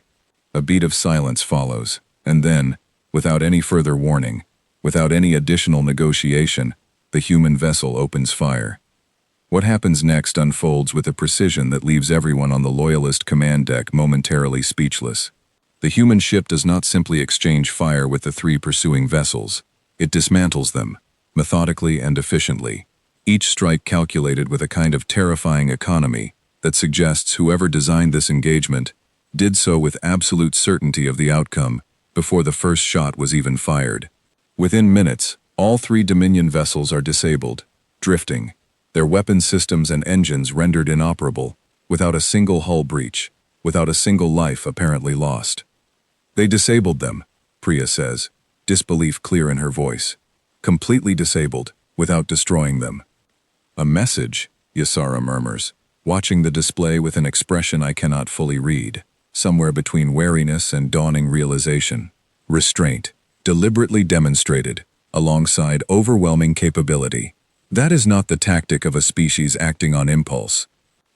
The human vessel opens a direct hailing frequency to our ship next, and after a brief nod from Ysara, Aldrich accepts the connection.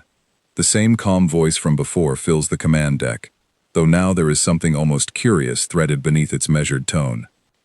Empress Ysara Thren, the voice says, and the use of her full title sends a fresh ripple of surprise through everyone gathered on the command deck. We have been monitoring developments within Dominion space since confirmation of your survival reached certain intelligence channels 3 days ago. Your engineer's earlier assumption was correct. This is a human vessel, currently operating under authorization to protect assets deemed relevant to ongoing regional stability. Assets, Ysara repeats carefully, exchanging a brief glance with Aldrich. I was under the impression humanity maintained strict isolationist policy regarding Dominion internal affairs. Policy adapts, the voice replies, when internal affairs threaten to destabilize trade routes and border regions. Humanity has invested considerable resources in maintaining peacefully. Your survival, and the ongoing power struggle it has triggered, falls within parameters our command structure has determined warrants closer observation, and if necessary, direct support. I listened to this exchange with a growing sense of disbelief, entirely separate from the danger we just survived. This is not diplomatic language designed to obscure uncertainty or hesitation. This is the language of an entity that has already calculated every likely outcome and positioned itself accordingly, with a confidence that borders on unsettling. What kind of support are you offering? Ysara asks directly, cutting through diplomatic formality, with the same sharp pragmatism I have come to recognize from her. There is a brief pause before the voice responds, and when it does, something in its measured tone shifts, just slightly, carrying a weight that makes the entire command deck fall silent in anticipation. Sanctuary, initially, for you and those under your protection, a board-secured human territory, beyond the reach of Dominion internal conflict. Beyond that, Empress, that determination will depend entirely on choices your command structure and ours make together in the days ahead. Ysara is quiet for a long moment, studying the display where the human vessel remains stationed, patient and unmoving, having just dismantled 3 warships without apparent effort or hesitation. Finally, she turns to Aldrich, something resolute settling across her expression. Accept the offer, she says. Sanctuary, for now, while we determine our next move. Aldrich hesitates, clear reluctance in his posture. Your Eminence, we know remarkably little about human intentions, or the full extent of their capabilities. Which is precisely why remaining cautious, while accepting their protection, serves us better than refusing outright, Ysara counters. We have just witnessed, firsthand, exactly what happens to those who choose to test human patience. I would rather understand their intentions from within their protection than remain a target outside it. I find myself watching this exchange with a strange, swelling sense of something I struggle to name, pride perhaps, tangled together with disbelief, at witnessing my own species treated not as a footnote in galactic politics, but as a genuine, calculated variable, capable of reshaping the outcome of an empire's civil war, with a single, decisive intervention. As the Loyalist vessel begins altering course to follow the human ship's guidance toward whatever sanctuary awaits us, Ysara moves to stand beside me near the command deck viewport, her expression thoughtful as she watches the disabled Dominion vessels shrink into the distance behind us. Your people, she says quietly, are considerably more than the isolationist footnote most Dominion records suggest. I would not know, I admit honestly. I have spent most of my life running salvage routes, far from any major human territory. This is new to me too. She glances at me, something curious and thoughtful in her expression. Then perhaps, she says, we are both about to learn a great deal, together, about exactly what your species is capable of. Neither of us speaks again for a long while, watching the stars shift slowly beyond the viewport, as our small, unlikely group continues deeper into territory neither the Dominion nor, I suspect, most of the galaxy fully understands, drawn steadily toward a power that has just demonstrated, with terrifying clarity, precisely why provoking humanity carelessly might be the single greatest mistake any galactic faction could ever make. We arrive at the human outpost several hours later, a sprawling structure anchored within a quiet, unremarkable system that betrays nothing of the strategic importance it must hold. From the viewport, it looks almost deceptively simple, a cluster of modular sections connected by long, reinforced corridors, dotted with defense platforms that hum with quiet, watchful readiness. There is none of the ostentatious grandeur I might have expected from a species capable of dismantling 3 warships without apparent effort. Only quiet, functional efficiency. Aldrich guides the Loyalist vessel into a designated docking bay, and as the airlock cycles open, I find myself standing beside Ysara, both of us watching the corridor ahead with equal measures of curiosity and caution. Dorian and Priya follow close behind, and I notice Priya's hand resting near the small utility knife she keeps clipped to her belt, an old habit from years navigating uncertain trade routes. A woman waits for us at the end of the corridor, dressed in a simple, dark uniform, devoid of excessive decoration, her posture relaxed but alert, the kind of stillness that suggests considerable capability, held carefully in reserve. She introduces herself as Commander Lena Ardley, and her handshake, when offered to each of us in turn, is firm and unhurried. "Empress Ysara," she says, inclining her head slightly, an acknowledgement of respect without the elaborate formality Aldrich offered earlier. "Welcome to Meridian Outpost. I understand the past week has been considerably eventful for you and your companions." "That would be an understatement," Ysara replies, a faint, wry note entering her voice despite the exhaustion still evident beneath her composed exterior. Commander Ardley leads us through the outpost's quiet corridors, explaining as we walk that the facility serves primarily as a monitoring and diplomatic outpost, positioned deliberately along the fringes of several contested territories, including the outer edges of Dominion-controlled space. She speaks plainly, without the careful political maneuvering I half expected, answering questions directly, even when the answers reveal more than pure diplomatic caution might typically allow. "Why intervene?" Ysara asks eventually, as we settle into a small meeting chamber near the outpost's central command hub. "Your vessel could have simply observed the engagement from a distance. Instead, it acted decisively, and quite publicly." Commander Ardley considers the question for a moment before answering, her expression thoughtful rather than evasive. "Because a prolonged Dominion civil war destabilizes trade routes we depend on, and creates power vacuums that tend to attract far less predictable actors than a contested but functioning empire. We prefer stability along our borders, Empress, and right now, you represent the fastest path back toward that stability." "A pragmatic reason," Ysara says, "rather than a moral one." "Often, the two overlap," Ardley replies evenly. "Though I will not pretend our motivations are purely altruistic, humanity has learned, through difficult experience, that ignoring instability rarely makes it disappear. It simply postpones the cost, usually at greater expense later." I find myself listening closely to this exchange, struck by the calm, measured confidence running through everything Commander Ardley says, an absence of the posturing or exaggerated caution I might have expected from a smaller, less established power, suddenly thrust into contact with an entire galactic empire's internal politics. There is no fear in her voice, no uncertainty about humanity's position or capability, only calm, calculated pragmatism. "What exactly are you proposing?" Dorian asks, breaking his silence for the first time since we arrived. "In practical terms." "Sanctuary, immediately, for all of you," Ardley says. "Beyond that, we are prepared to offer logistical and material support toward Empress Ysara's efforts to reclaim her position, provided such support serves mutual interests, rather than entangling us in prolonged, open conflict we have no desire to sustain indefinitely." "And if my efforts fail?" Ysara asks quietly. "If Ashcomb's forces prove too entrenched to dislodge?"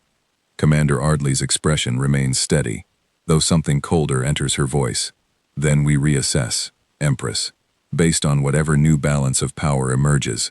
But I would caution against underestimating what quiet, sustained support from a power most of the galaxy still dismisses as isolationist might accomplish, particularly against a usurper who has spent 6 months consolidating loyalty through fear and coercion, rather than genuine legitimacy."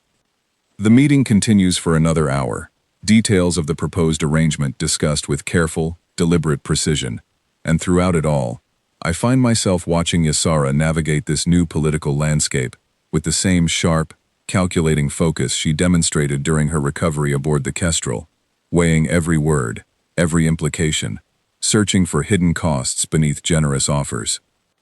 Eventually, as the formal discussion winds toward its conclusion, Commander Ardley turns her attention toward me directly, something curious entering her expression. "Kale Reese," she says, and I startle slightly at hearing my name spoken with such precise, deliberate attention. "Your quick thinking aboard the Kestrel, and your engineering improvisation restoring partial thrust during the boarding incident, did not go unnoticed in our intelligence briefings."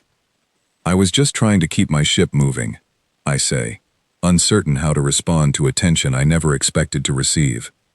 "Modesty aside," Ardley says, a faint smile touching her expression, "practical skill under pressure is not something we take lightly, regardless of how insignificant the individual might consider their own contribution." Ysara glances toward me, something warm and approving in her expression that makes my chest tighten unexpectedly. "He has proven himself considerably more than insignificant," she says quietly. "on more than one occasion since I first woke aboard his ship." The compliment settles over me with unexpected weight, and for a moment, I forget entirely about empires, usurpers, and galactic politics, aware only of the quiet warmth in her voice, the simple, genuine acknowledgement of everything we have survived together over these past turbulent days. As the meeting finally concludes and Commander Ardley excuses herself to coordinate further logistics, Ysara lingers behind in the small chamber, and for a rare moment, the political weight she has carried since revealing her true identity seems to ease, replaced by something more familiar, more human, despite everything that separates us. "Thank you," she says quietly, once the others have filed out ahead of us. "For everything, Kale. I do not think I have properly said that yet." "You do not need to," I say, though something in her expression tells me she needed to say it regardless. "I do," she insists gently. "None of this, whatever happens next, whatever it costs to reclaim what was taken from me, changes the fact that a small salvage crew chose to risk everything for a stranger they owed nothing to. That is not something I intend to forget, regardless of how large or complicated this conflict becomes. I do not know how to respond to that, not fully, so I simply nod, holding her gaze for a long, quiet moment before Commander Ardley's voice crackles over the chamber's comm system, calling us both toward the next stage of whatever complicated, dangerous path now stretches ahead of us, a path that, I am beginning to understand, humanity has already calculated several steps further than any of us currently standing in this room. Every screen in the command hub flashes crimson at once, and Commander Ardley is already moving before the alarm finishes its first cycle, her calm demeanor replaced instantly by sharp, focused urgency. "Full strike fleet! Dropping out of transit at the edge of the system!" she calls out. Dominion markings. This is not a probing action. This is an assault. I feel the floor tilt slightly beneath me as the outpost defense systems engage, distant thuds echoing through the structure as automated platforms rotate into firing position. Ysara is on her feet instantly, moving to the main display beside Ardley, her expression hardening into the same commanding focus I witnessed when the Loyalist vessel first came under attack. "Numbers!" Ysara demands. 42 vessels, the sensor operator reports, voice tight with disbelief. Ashcombe committed nearly his entire mobile strike force. The number lands like a physical blow. 42 warships, converging on a single outpost, an overwhelming, almost desperate show of force that speaks volumes about how seriously the usurper now regards the threat of Ysara's survival, becoming public knowledge across the wider Dominion. "He is trying to end this before it truly begins," Ysara says quietly, watching the display with grim understanding. "Before word of my survival spreads further, before more Loyalist factions have the chance to rally. Then he has made a significant miscalculation," Commander Ardley says, already moving toward a secured comm terminal, attacking a facility under active human protection. I watch her work with rapid, practiced efficiency, and within moments, a new voice crackles across the outpost's primary channel, calm and unhurried, despite the 42 warships now bearing down on our position. "This is Meridian Outpost, broadcasting to approaching Dominion strike fleet. You are entering territory under direct human protection. Withdraw immediately, or face full defensive engagement." The response, when it comes, arrives not as words, but as weapons fire.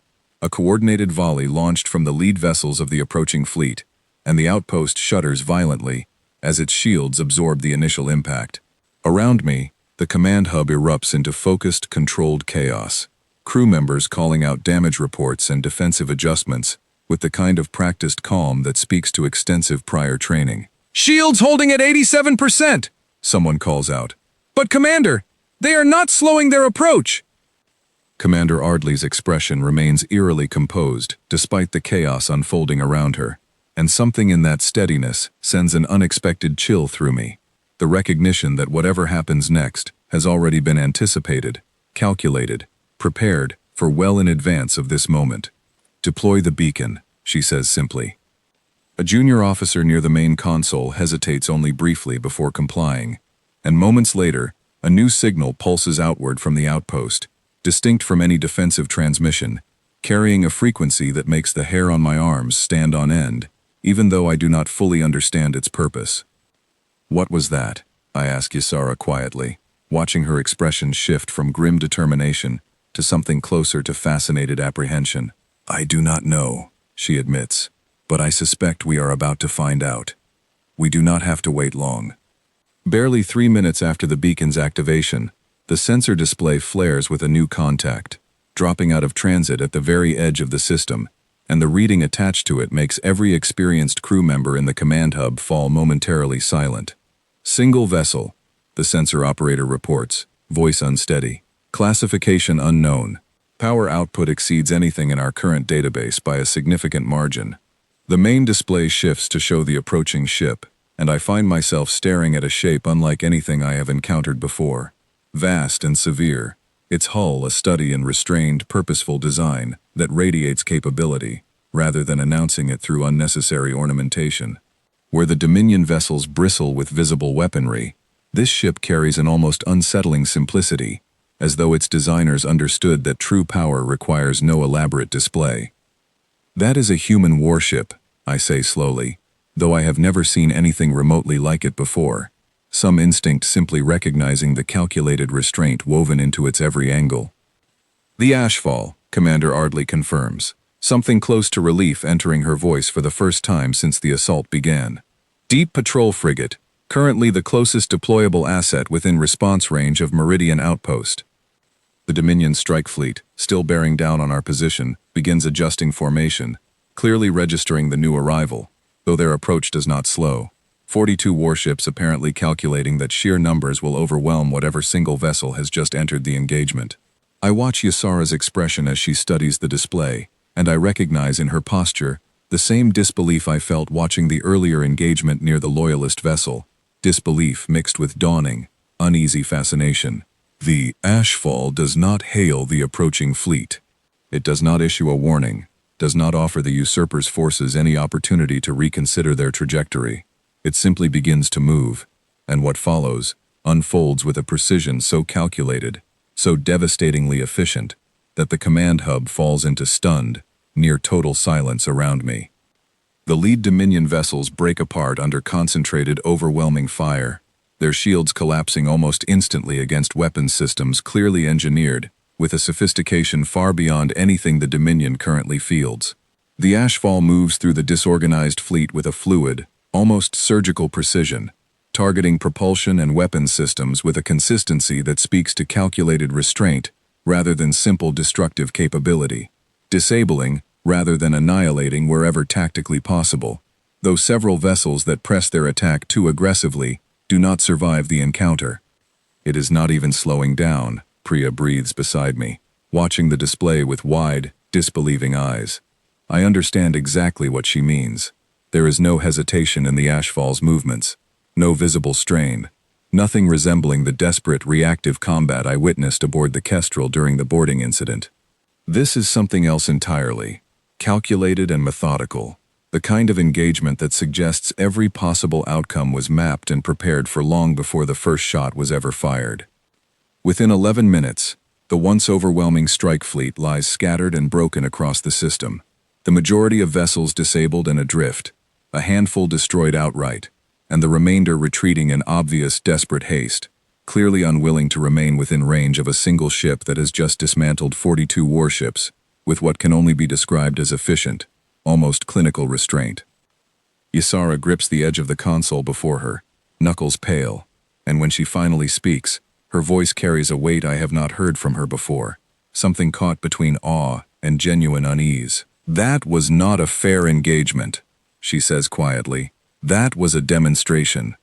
Commander Ardley turns to face her directly, something steady and unapologetic in her expression. "Yes," she admits. "It was." "For whose benefit?" Ysara asks, an edge of sharp calculation returning to her voice, despite the lingering shock of what we just witnessed.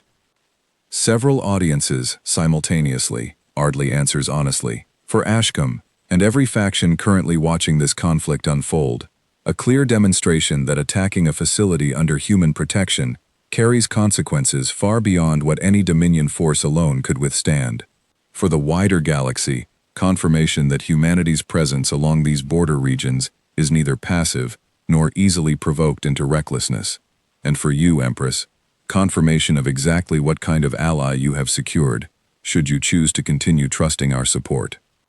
I stand quietly amid the settling chaos of the command hub, watching the scattered remains of what was once an overwhelming strike fleet drift silently across the display, and I feel something shift inside my own understanding of the galaxy I thought I knew. I have spent years navigating trade routes, shadowed by distant rumors of human capability, dismissive warnings exchanged between traders who preferred to avoid contested human border space rather than risk unknown complications. I understand now, watching this unfold, exactly why those warnings existed and exactly how badly they undersold the truth. Ysara turns to me then, something complicated moving behind her golden eyes, equal parts relief at our survival and sober recalculation of everything she previously understood about the balance of power, now shaping her path back toward reclaiming what was stolen from her. "Your people," she says quietly, echoing words she offered once before, though now carrying far greater weight, "are not simply a variable in this conflict, Kale. They may well be the deciding factor." "I am beginning to understand that," I admit, still watching the display, still processing the scale of what I just witnessed. Around us, the command hub gradually settles back into ordered function, officers coordinating recovery efforts among the disabled Dominion vessels, confirming casualty reports, and beginning the careful process of documenting an engagement that will undoubtedly reshape how the wider galaxy perceives humanity's willingness to act decisively when its interests are threatened. And somewhere within that shifting recalculation, I understand with sudden, sobering clarity, lies the true meaning behind the story, now beginning to spread outward from this quiet, unremarkable system, a warning whispered from system to system, growing louder with every retelling. A human warship arrived, and the galaxy's nightmare began, not because humanity sought conquest or dominance, but because an entire empire's usurper made the catastrophic mistake of testing exactly how far human patience could be pushed before it stopped being patience at all. In the hours following the engagement, the command hub transforms into a hub of careful, methodical activity. Officers processing recovered data from the disabled Dominion vessels, cross-referencing captured communications with existing intelligence, building an increasingly detailed picture of exactly how deeply Ashcombe's forces committed themselves to this single, decisive strike. Ysara moves through the space with renewed purpose, her exhaustion visibly set aside in favor of the sharp, calculating focus I first glimpsed during her recovery aboard the Kestrel. "He gambled everything," she says, studying a display of recovered fleet manifests, with Aldrich standing beside her. "Nearly his entire mobile strike capability, committed to a single strike against a target he assumed would be undefended." "A gamble that failed catastrophically," Aldrich replies, though something cautious remains in his tone, "which raises the question, Your Eminence, of how he responds now that his primary strength lies scattered and disabled." "Desperation," Ysara says grimly. "A cornered predator does not simply retreat quietly. He will need to demonstrate strength quickly, to prevent the remaining factions still nominally loyal to him from reading this defeat as an opportunity to abandon his cause." I listened to this exchange while helping Priya sort through salvage data pulled from one of the disabled vessels, now being carefully recovered by outpost recovery teams, my engineering background proving unexpectedly useful in helping decode fragmented technical logs that reveal small but significant details about the strike fleet's deployment orders. It strikes me, working alongside people discussing galactic political strategy with such casual fluency, how far removed this moment feels from the quiet, unremarkable life I led only 2 weeks earlier, patching coolant leaks and complaining about hot water pressure aboard an aging salvage barge. "You have gone quiet," Ysara says, appearing beside me, as I finish compiling a data summary for the analysis team. "Something troubling you?" "Just adjusting," I admit. 2 weeks ago, my biggest concern was whether our recycled air filtration system would hold through another cargo run. Now I am helping decode captured Dominion military communications during what appears to be the opening stage of a civil war. A faint, genuine smile touches her expression, softer than the sharp political focus she has carried since the engagement began.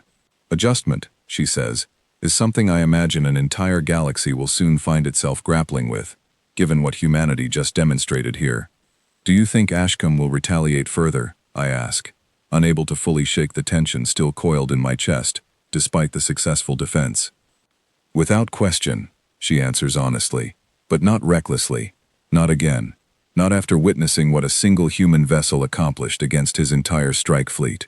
He will regroup, consolidate whatever forces remain loyal to him, and search for a different approach, one that does not directly provoke further human intervention.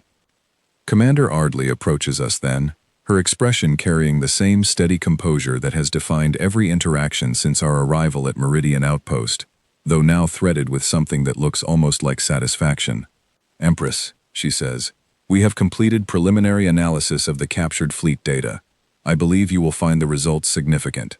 Ysara follows her toward the main display, and I trail along, curiosity overriding any lingering hesitation about my place within these increasingly high-stakes discussions.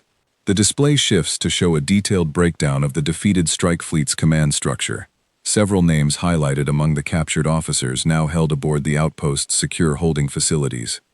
"Several of these officers," Ardley explains, "served directly under your command, prior to the coup, Empress. Our preliminary interviews suggest their loyalty to Ashcombe remains considerably more tenuous than official Dominion records previously indicated." Ysara studies the highlighted names with obvious, careful attention, something calculating shifting behind her golden eyes. "If even a portion of these officers can be convinced to publicly renounce Ashcombe's leadership," she says slowly, "it would provide exactly the kind of undeniable confirmation my scattered loyalist factions have been waiting for." "A significant opportunity," Ardley agrees, "though one that requires careful handling. Coerced statements will not carry the necessary weight. Genuine, voluntary renouncement, however, delivered from officers who served you personally before the coup, that carries considerable political significance." "Then let me speak with them," Ysara says immediately, directly, without intermediaries. Ardley considers this for a moment before nodding. "I can arrange that, Empress, though I would recommend allowing our intelligence team to conduct preliminary interviews first, to identify which officers demonstrate genuine openness to reconsidering their position, rather than risking your safety on uncertain outcomes." Ysara's jaw tightens slightly at the suggestion of caution, clearly eager to move quickly, while momentum favors her position, but after a brief moment of visible deliberation, she nods in reluctant agreement. "Very well, but do not delay longer than necessary. Every hour we wait gives Ashcombe additional time to consolidate his remaining support." As the discussion continues, detailing logistics and careful next steps toward what is clearly becoming an organized campaign to reclaim Ysara's rightful position, I find myself standing slightly apart, absorbing the scale of what has unfolded since that first alarm tore through my sleep aboard the Kestrel. A quiet debris field, a dying stranger, a desperate rescue born from simple, unthinking compassion. All of it has cascaded into this moment, standing aboard a human outpost, watching an empress plan the careful dismantling of a usurper's stolen power, with the backing of a species most of the galaxy still fundamentally misunderstands. Dorian finds me there eventually, watching the ongoing strategic discussion with an expression that mirrors my own tangled mixture of awe and lingering disbelief. "Quite a distance we have traveled," he says quietly, "from a simple salvage run." "That is one way to describe it," I say, allowing myself a tired, genuine laugh for the first time in what feels like days. Priya tells me the human command structure has already begun discussing formal compensation for the Kestrel. Dorian continues, "along with an offer of continued protection while this conflict resolves itself. It seems our small, unremarkable ship has become considerably more relevant than either of us ever expected. Relevant enough to survive it, I hope, I say, the earlier tension returning briefly at the reminder that whatever comes next remains far from guaranteed, regardless of the decisive victory we just witnessed. Dorian claps a steady hand against my shoulder, the same gruff, grounding gesture he has offered countless times before during difficult moments aboard our aging barge. We have survived worse odds than this, Kale, with considerably less remarkable allies standing beside us. I suspect we will manage.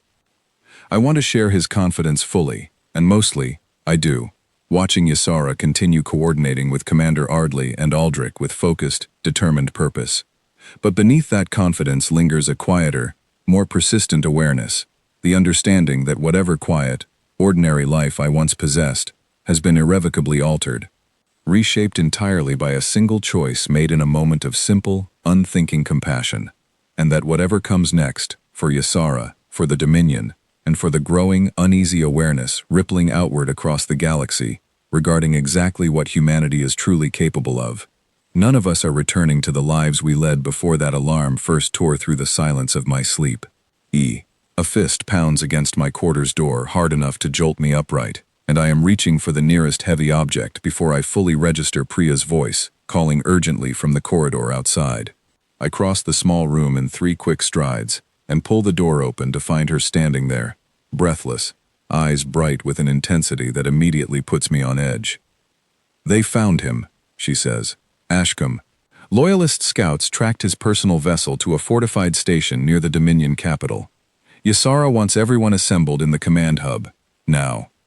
I do not waste time asking further questions, pulling on my jacket as I follow her down the corridor, my mind already racing through the implications. 3 weeks have passed since the engagement at Meridian Outpost, 3 weeks of careful, methodical political maneuvering, defected officers publicly renouncing Ashcombe's legitimacy, scattered loyalist factions rallying steadily behind confirmation of Ysara's survival, and quiet, persistent human support, ensuring that momentum continued building steadily in her favor, rather than stalling under the weight of Ashcombe's remaining resistance. The command hub is already crowded when we arrive, Commander Ardley standing beside Ysara near the main display, Aldrich coordinating with several loyalist officers who arrived over the preceding days, as word of the Empress's survival spread wider through Dominion space. Ysara looks up as we enter, and something in her expression, sharp and resolute, tells me this moment has been building toward exactly this culmination since the very beginning.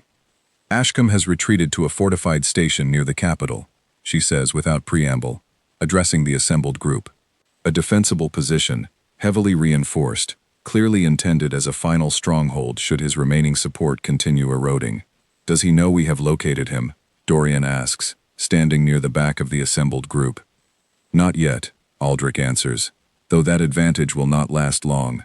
We need to move decisively, before he has the opportunity to further fortify his position or attempt another desperate strike."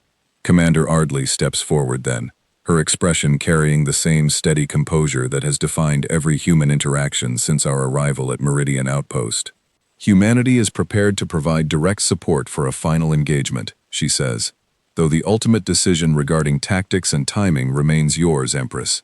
This is your throne to reclaim, not ours to seize on your behalf." Ysara nods slowly, something appreciative flickering behind her calculating focus. "Understood and appreciated, Commander. I do not intend to reclaim my position riding entirely on human intervention. This needs to be seen, clearly, as a Dominion resolution, supported by allies, rather than an outcome imposed from outside." "A wise distinction," Ardley agrees. "Political legitimacy matters considerably, in the aftermath of conflicts like this one." The planning that follows stretches across several tense, focused hours, loyalist officers and human strategists working together to map out a coordinated approach toward Ashcombe's fortified position, balancing the need for decisive action against the political necessity of the confrontation appearing, fundamentally, as a Dominion matter resolved by Dominion hands, even with quiet human support positioned carefully in reserve. I find myself drawn into the planning more deeply than I expect, my engineering expertise proving useful in assessing technical vulnerabilities within the fortified station's defense schematics. details recovered through careful loyalist intelligence gathering over the preceding weeks. It is strange, sitting among seasoned military strategists and a genuine empress, contributing meaningfully to a plan that will determine the fate of an empire, and stranger still how naturally it has come to feel, after everything we have survived together. Later, as the command hub gradually empties and preparations shift toward final logistics, Ysara finds me alone near the outpost's small observation deck, watching the distant stars with a restlessness I have not fully managed to shake since Priya's urgent knock woke me hours earlier. "You seem troubled," she says, settling beside me at the viewport. "Just thinking," I admit, "about how strange this has all become. 3 weeks ago, I was fixing a coolant leak. Now I am helping plan the final confrontation of a galactic civil war." She is quiet for a moment, studying the stars alongside me with an expression I struggle to fully read. "Does it frighten you?" she asks eventually. "Everything this has become." "Sometimes," I admit honestly. "But mostly, I think I am more afraid of what happens after. Once this is resolved, once you reclaim your position, I imagine an unremarkable engineer from a salvage barge does not feature prominently in the life of a reigning empress." Something shifts in her expression, softer and more vulnerable than the careful political composure she has maintained throughout these past weeks. "Kale," she says quietly, "do you truly believe that is how I see you? Simply as an unremarkable engineer, incidental to everything that follows?" "I do not know what else to believe," I say honestly. "The gap between us has only grown wider since that first night I pulled you from the wreckage." "Perhaps," she says, "though I would argue the opposite. Every step of this journey, you have proven yourself considerably more than the modest role you insist on assigning yourself. You saved my life when you owed me nothing. You fought beside me against armed attackers with nothing but improvised weapons and raw courage. You helped plan the technical details of the very engagement that may determine the outcome of this entire conflict. That is not incidental, Kale. That is essential." I do not know how to respond to the quiet sincerity in her voice, so I simply hold her gaze, aware of how much has shifted between us since that first tense night in the infirmary. Aware, too, of how genuinely uncertain the path ahead remains, regardless of whatever reassurance passes between us now. "Whatever happens tomorrow," she continues, "regardless of how this conflict resolves, I want you to know that I do not intend this to be the end of whatever has grown between us these past weeks. Not unless that is what you want." "It is not," I say, the words leaving me with more certainty than I expected. "It is very much not what I want." A faint, genuine smile touches her expression, and for a brief moment, the weight of empire and conflict fades entirely, replaced by something simpler, more human, despite everything that separates us. The following day arrives with the tense, focused energy of long preparation finally reaching its culmination. The combined loyalist fleet, bolstered significantly by weeks of steady defections and quiet human logistical support, moves toward Ashcomb's fortified position, with careful, coordinated precision. I watch from the command deck of the loyalist flagship, Ysara, standing at its center, commanding the approach with the same natural authority I first glimpsed weeks ago aboard the same vessel. The engagement itself unfolds with considerably less chaos than I anticipated. Ashcomb's remaining forces, aware of the overwhelming odds now arrayed against them, offering only token resistance, before officer after officer begins broadcasting formal surrender, unwilling to sacrifice their lives for a cause increasingly recognized across the Dominion as illegitimate and doomed. Ashcomb himself is captured attempting to flee the station in a small personal transport, intercepted before he can escape into deeper Dominion space. In the aftermath, as Loyalist forces secure the fortified station and begin the careful process of re-establishing legitimate authority across the scattered territories, still recovering from months of uncertain civil conflict, Ysara stands before an assembled gathering of Loyalist officers, defected commanders, and quiet human observers, delivering a formal address confirming her survival and reclamation of the throne to a wider Dominion audience for the first time. I watch from near the back of the assembled crowd, standing beside Dorian and Priya, both wearing expressions of quiet, satisfied disbelief at how far we have traveled since that first tense night, pulling a stranger from a field of shattered wreckage. When Ysara's address concludes, she seeks me out immediately, crossing the crowded room with a directness that draws curious glances from the assembled officers around us. Walk with me. She says quietly, and I follow her toward a quiet corridor, away from the celebration beginning to unfold behind us. You did it, I say, still processing the scale of everything that has unfolded since that alarm first tore through my sleep aboard the Kestrel. You reclaimed your throne. We did it, she corrects gently. This was never accomplished alone, Kale, and I do not intend to forget that, regardless of how formal or ceremonial my position becomes moving forward. She turns to face me fully then, something warm and resolute in her expression. I have a proposal, she says, not as your empress, but simply as Ysara. Come with me, not as a subject, not merely as an ally, but as someone I have come to genuinely care for, through everything we have survived together these past weeks. What would that even look like? I ask. An engineer from a salvage barge, standing beside a reigning empress? However we choose to shape it, she says simply. I am not asking you to become someone you are not, Kale. I am asking you to remain exactly who you have always been, beside me, as we figure out together what that means, moving forward. I think of the Kestrel, of 2 years spent patching failing systems and complaining about hot water pressure, of the quiet, unremarkable life I built for myself along contested trade routes. And I think of everything since, the wreckage field, the golden eyes flickering open for the first time, the fights survived together, the quiet trust built slowly across weeks of shared danger and uncertainty. Yes, I say simply, I will come with you. Her smile, when it breaks fully across her expression, carries none of the careful political composure she has maintained throughout these past weeks, only genuine, unguarded warmth. Later, standing on the newly secured station's observation deck, watching the distant stars alongside Dorian and Priya, both preparing to return to the Kestrel and the freedom of independent trade routes they have always known, I find myself considering everything that began with a single, unthinking choice to turn back for a dying stranger, rather than sail safely past.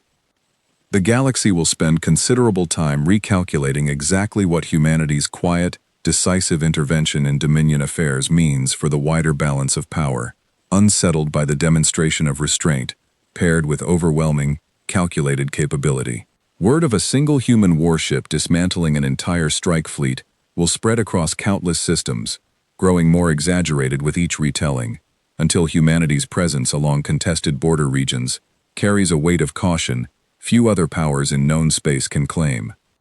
But for me, standing quietly beside the woman I pulled from a field of broken wreckage weeks ago, none of that vast political recalculation feels quite as significant as the simple, quiet certainty settling steadily within my own chest, the understanding that sometimes the smallest, most unremarkable choices, a modest engineer refusing to sail past a dying stranger, ripple outward into consequences far larger than anyone could have possibly anticipated, reshaping not just a single life, but the fate of an entire galaxy watching, warily, to see exactly what comes next. Dorian finds me a short while later, standing near the docking bay, where the Kestrel waits, patched and repaired courtesy of loyalist engineers, grateful for the small ship's role in everything that transpired. His expression carries a mixture of pride and something quieter, harder to name, the particular ache of a captain preparing to say goodbye to a crew member he has come to think of as family. So this is it, he says, studying me with careful, appraising eyes. The modest engineer becomes something considerably less modest. I do not know about that, I say, though a faint smile tugs at my mouth despite the emotion tightening my chest. I imagine I will still be the one fixing things nobody else wants to touch, wherever I end up. Some things do not change, regardless of the scale of the life surrounding them, Dorian agrees, a rare warmth entering his usually gruff voice. I am proud of you, Kale. Whatever comes next, I want you to know that clearly, before we go our separate ways. The words settle heavily and warmly in my chest, and I find myself pulling him into a brief, firm embrace, unable to fully express through words alone everything these past years aboard the Kestrel have meant to me. When we separate, Priya steps forward, her own eyes suspiciously bright despite her attempt at a steady, composed expression. Try not to get yourself killed doing something reckless and noble, she says. though the tremor in her voice betrays the depth of feeling beneath the light teasing. Empires are considerably more complicated than coolant leaks, Kale. Be careful. I will do my best, I promise, pulling her into a quick, tight hug as well.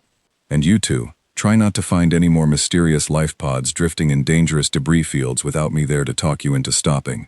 No promises, Dorian says, a genuine laugh breaking through his earlier solemnity.